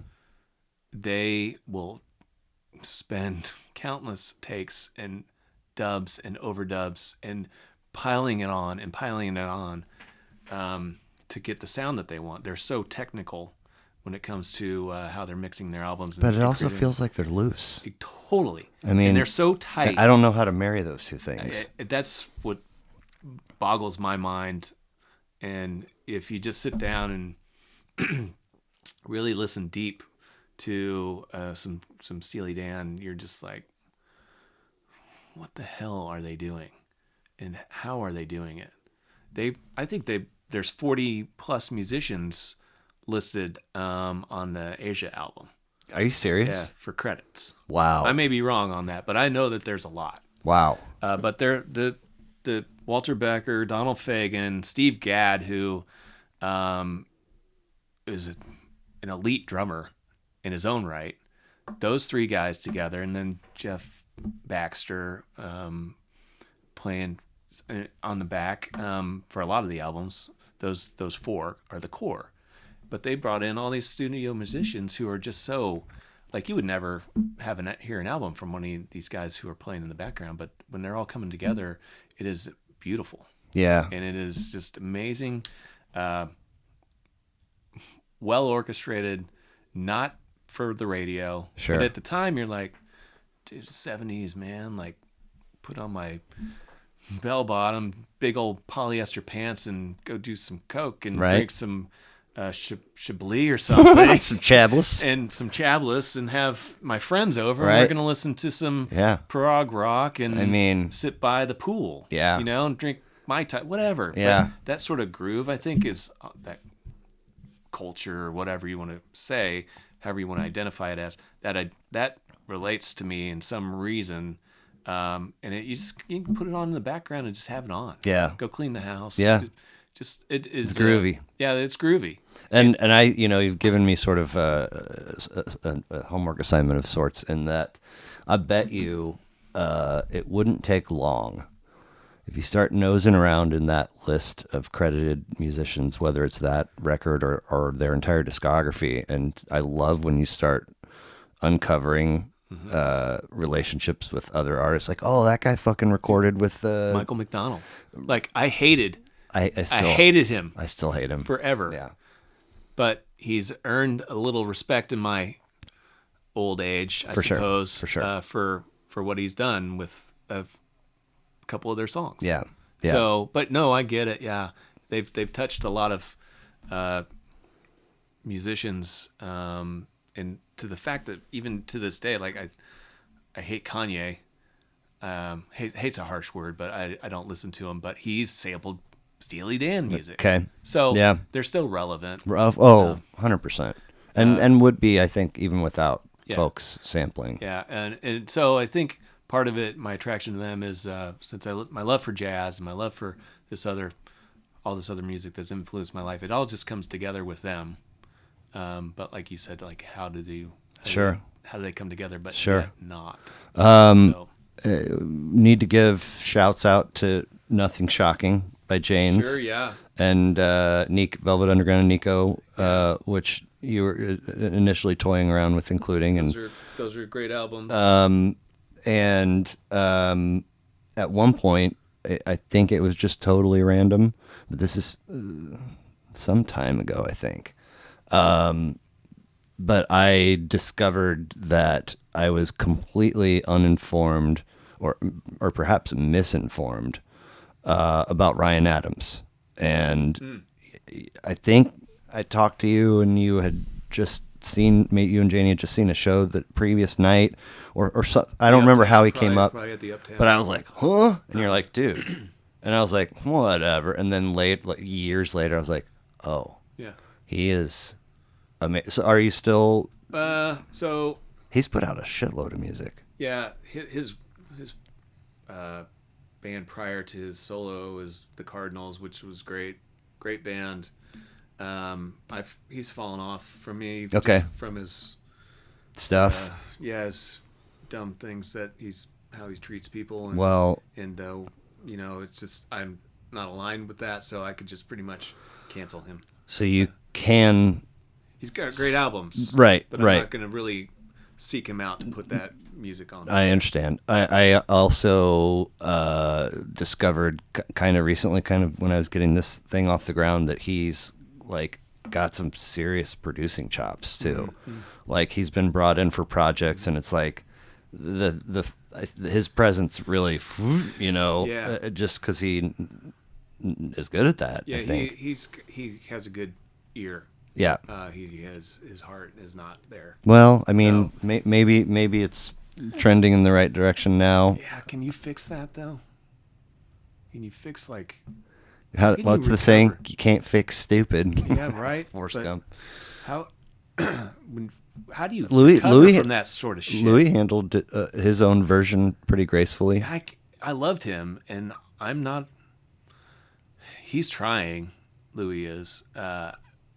And I loved listening to him and cheered him on. I was his biggest fan, and then I was just like, I don't even want to hear you talk anymore. Well, I mean, it's unfortunate that happens. I don't ever want it to happen to anybody, but I'm I got a wife, I got daughters, and I got that sort of thing. And I'm just like, idiots. Yeah, yeah. You're the kind of people we're trying to shelter them from. Yeah, exactly. Yeah. So a couple more, and then we got to get you out of here, being as how it's a school night. No big deal. Let's go.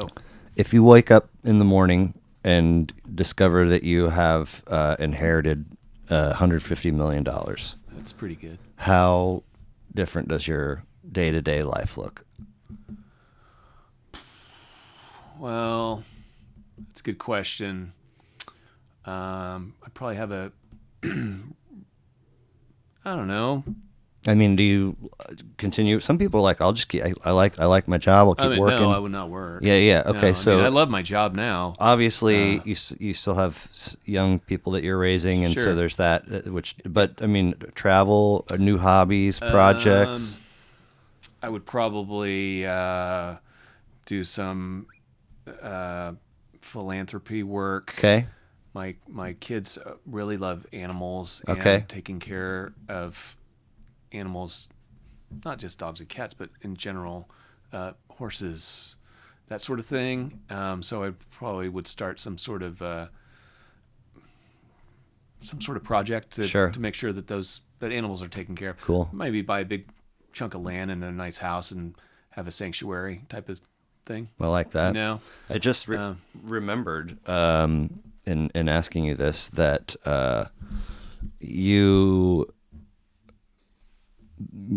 I think back when we were working together, like just surprised me multiple times with like, you'd go have a day off or whatever and come back to work and it'd be like, yeah, what'd you do with yourself? And you're like, well, I'm redoing my bathroom. Yeah. And I would be like, I'm sorry, what? Yeah. And then there were several, and you, if I remember correctly, which often I don't, so correct me if I'm wrong. I think you kind of, like you just uploaded like the handy file out of the matrix, and then all of a sudden you were wielding tools and doing. I got a good shop.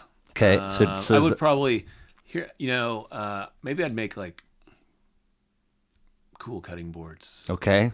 Charcuterie boards. Sure.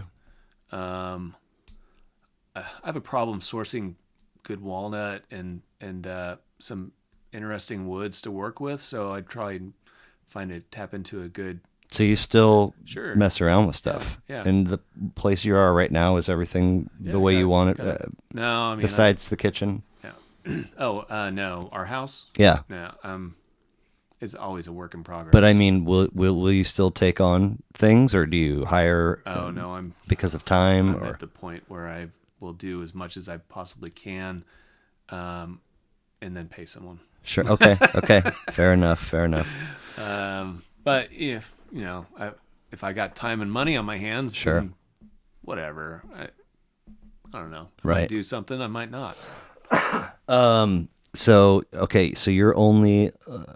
For this really weird scenario crops up, and when your time is over and you're gone, your kids are left with one sort of message that encompasses Dad, and it's a different message for each of them. Oh, but you get to pick what it is. The one thing that you really for each kid. Yeah. Oh, for my son, be there. Amen. For my daughter, do it with no abandon. Okay. I love it. Those are fantastic answers. She's the creative one. She gets it from me and my wife, the artist streak in me. And stage and stove.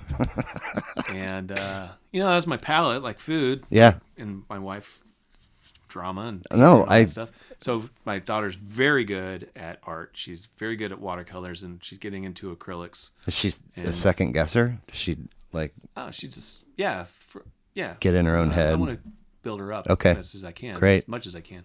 And then my son, on the other hand, is I don't know. He has some complexes about his height right now. Okay. That sucks. I think it's kind of he's at a disadvantage because he's got a twin sister, and girls develop and grow faster and younger. So I'm like, dude, just give yourself a little bit of time. You're gonna catch up, and then you're gonna be 6'2" like me or whatever. So he's like, yeah, but I want to be tall now. So he's a little lacking in that aspect, but he is so stinking smart. Oh, okay, nice. He's so smart, man. He pretends like he's not, but I can see it in him. Like, dude, you're gonna do some things. Nice.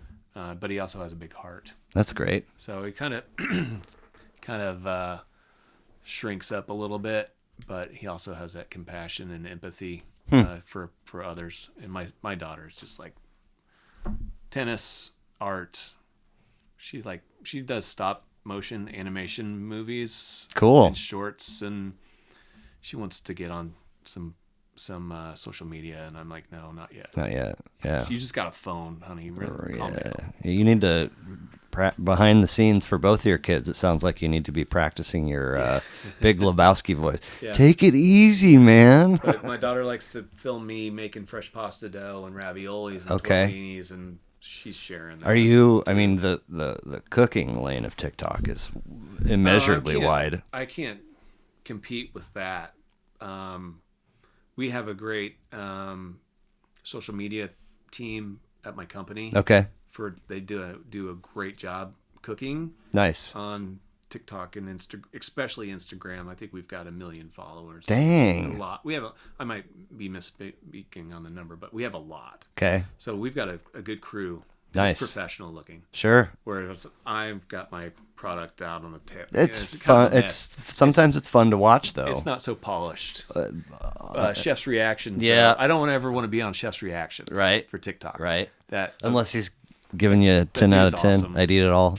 Yeah. Did you see the one the other day where she had the egg just in the middle of the skillet? With the raw beef?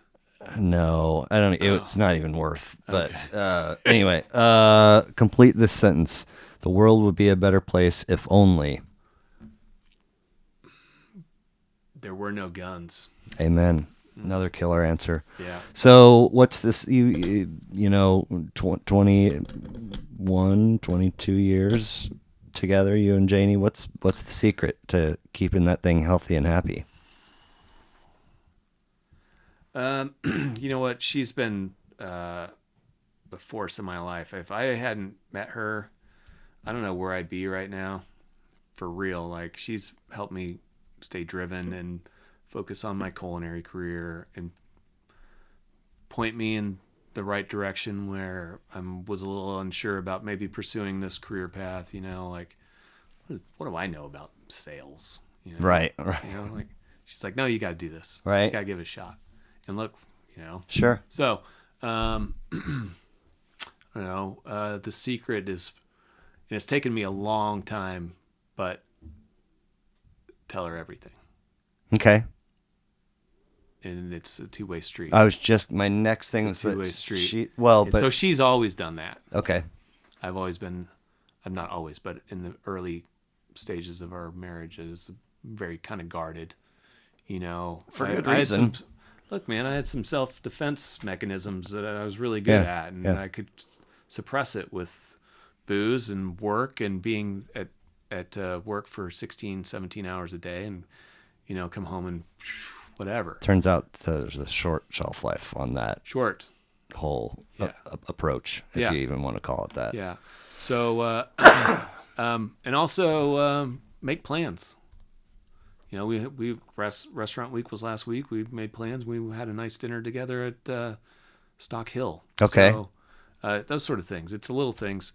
There's everyday in and out minutia that is, you're just muddled in the shit of it. Mm-hmm. And it sucks sometimes, but, we got plans to go to, we're making plans for summer vacation. And nice. We got a 25th anniversary approaching in 2025. Okay. And we're going to go we want to go to Spain, and we want to go do the Camino walk, like the way, you know. Are you familiar with that? Ish. Okay. So we want to do the whole thing. Okay. She lived in Spain in college for a little bit. She's got right.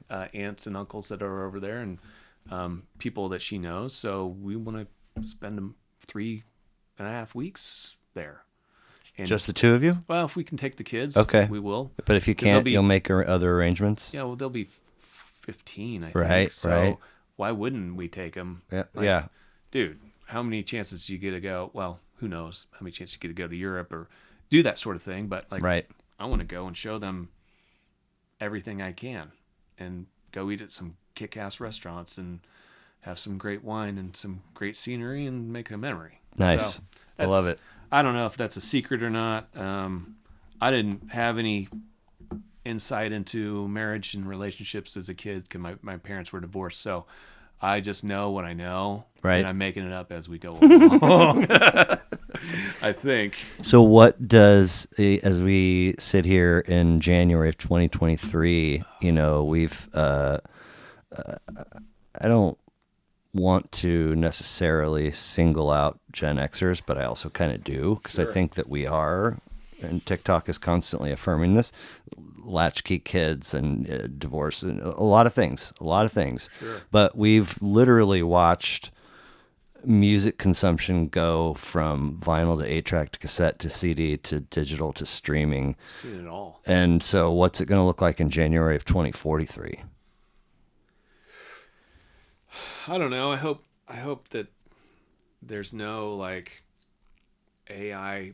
I know there already is. But, right. like, it's not all computer generated shit. Right. Like instruments have been around since rocks and sticks. Yeah, exactly. Don't stop. Yeah. I don't want it to stop. Right.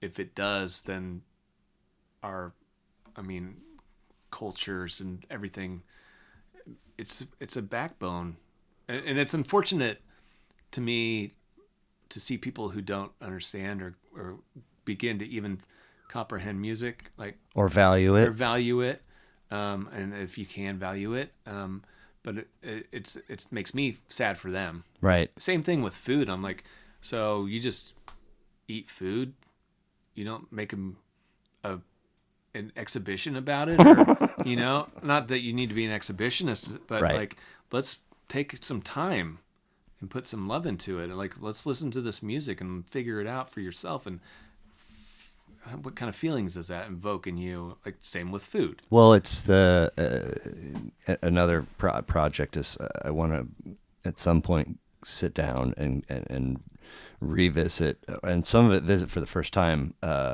No Reservation and Parts Unknown in their entirety. I just love the guy. I always have. But the leap from No Reservations, which was kind of food, to Parts Unknown, experience.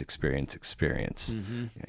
Eating a home cooked meal in somebody's kitchen, and experiencing the culture, and I mean, just there's the food is there to sort of be the springboard for you to make experiences It's the out medium. of making food, Yeah. and sharing food, Yeah. breaking bread. That's why we have the Absolutely. Like, you could take two people that don't know each other and put a plate of food down that has been put together well, and a little bit of care and a little bit of love. And those people, I would hope and think that they would open that plate up and share it Sure. and talk about it. Oh man, that's got a really good. What is that? And Yeah. that's how conversations Yeah. can be brought forth. And I think, I hope in 2040 or whatever, music is still there. Well, I think music will still be being made, but how are we going to be consuming it? Fuck, I'll probably be dead. Well, I mean, but I'm hoping for this. So I'll tell you, my kids are starting to pick up a little bit of the things I'm listening to, and like, I was listening to Nothing Shocking today. Oh, funny. Just to kind of great fucking album. Yeah, it's great. Just to kind of give me a little refresher in my memory bank, and I picked them up in the car line, and there's a lot of explicit language, and like, what the hell, Dad? What are we listening to? And I'm like, you know what? It's good. Just, it's okay. I'm going to distract you from what you're hearing by showing you the cover art, yeah. which is that the one with the two gals? The sculpture, and their hair's on fire, Yeah. swinging on a swing.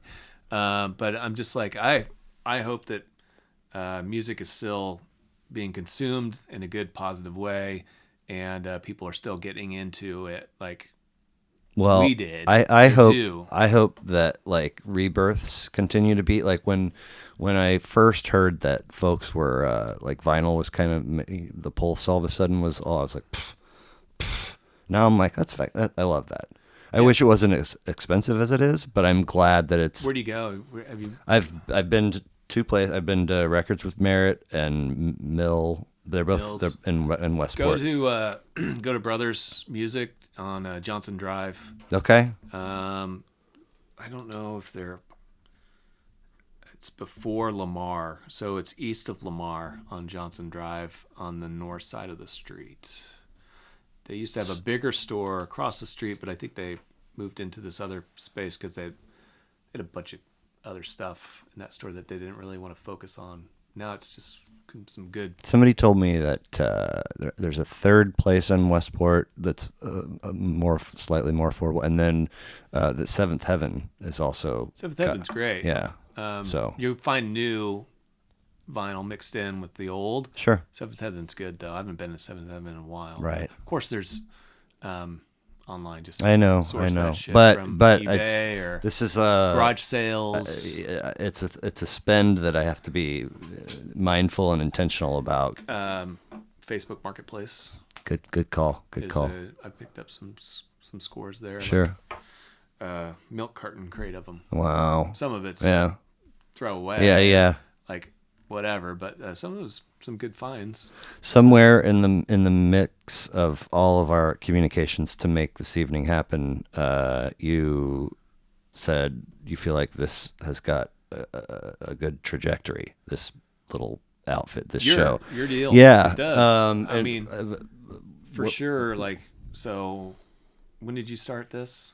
I mean, January of last year. So you're on 54 episodes. Yeah, That's a great start. But the number of people I know is finite, so it's hopefully it trickles out to other folks. Yeah, you need to probably, I don't know, I'm not going to tell you what to do, but you're going to get some people in here that, I don't know, be like, I don't know you from Adam. Right. But, let's talk. Right. I've had several of those already, and it's fascinating for sure. Go hang out at UMKC campus in their music conservatory, or maybe go to the Nelson. Wouldn't that be funny if you're at the Nelson and you're just like maybe in one of the wings and you're just like talking to sidle up to some stranger. So hey, man, you like I've asked strangers. You like I've asked music? plenty Here's of my strangers. card. Yeah, You want to talk?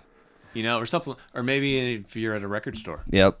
You're like, hey man, I do a podcast. Yeah. You want to rap? Then before you know it, you might find somebody who's a gem. Right. It's some turd like me. Well, either way, I really think that you've got a good thing going. And like I said, I listened to the McCoy's team first, and now I'm getting into some other folks. They got some really interesting picks for their albums. Well, and I'm as interested as I am in people's picks, I also want to learn about them. Sure. I mean, yeah. And pandemics, we talked about a little bit. A lot of weird things, human behavior wise, came out of it, and I think we were already trending in the direction of like less in-person communication, and I don't think that's a good thing. I think we need to sit down and talk, and sort of like you said, with the two people sharing the meal. I mean, so anyway, it was a really nice compliment. I appreciate it. And I know, with two little folks and a job and all the other things, for myself, I know that time is really valuable. So you making time to come do this is... Oh, it's been good. I've been looking forward to, like, seriously, 2 weeks ago, I'm like, I got this on the calendar. I can't wait. And let me brush up on some things. And of course, I dusted off some music. And, nice. It's been fun. And matter of fact, I'm probably going to go back home over the next few days and listen to some other things where I'm like, damn it, I should have said this. Well, you can always come back and do another one. Oh shit, we're not on recycling of guests yet. You're not. I've done yet. one. Oh, you I've have? done one. It's a school dad who he actually was episode 2, and I was like, I didn't know him. Like, we'd see each other at soccer games, right, and maybe the occasional practice, right. But I knew. I saw him wearing a T-shirt that was like a band. I was like, hey. And he's like, sure. And then his story blew me away. So I was like, we definitely need to, and I might kind of fold him in as kind of a somewhat regular. Oh, okay. I'm not committed to, all right, we're recycling guests and we're going to, but there have been a few that like really good chat. And I know there's a whole bunch of other records that were big info. So maybe I'll come back. I mean, I think it'd be just as fun as this was. So for sure, I'll bring some food. I mean, tacos.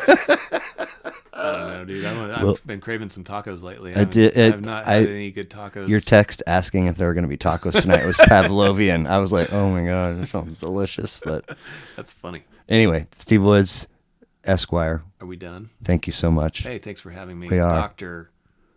Steve Woods, Esquire. Dr. Steve Woods, Esquire. My bad. Actually, your merch. Hey, get some Badass Records merch.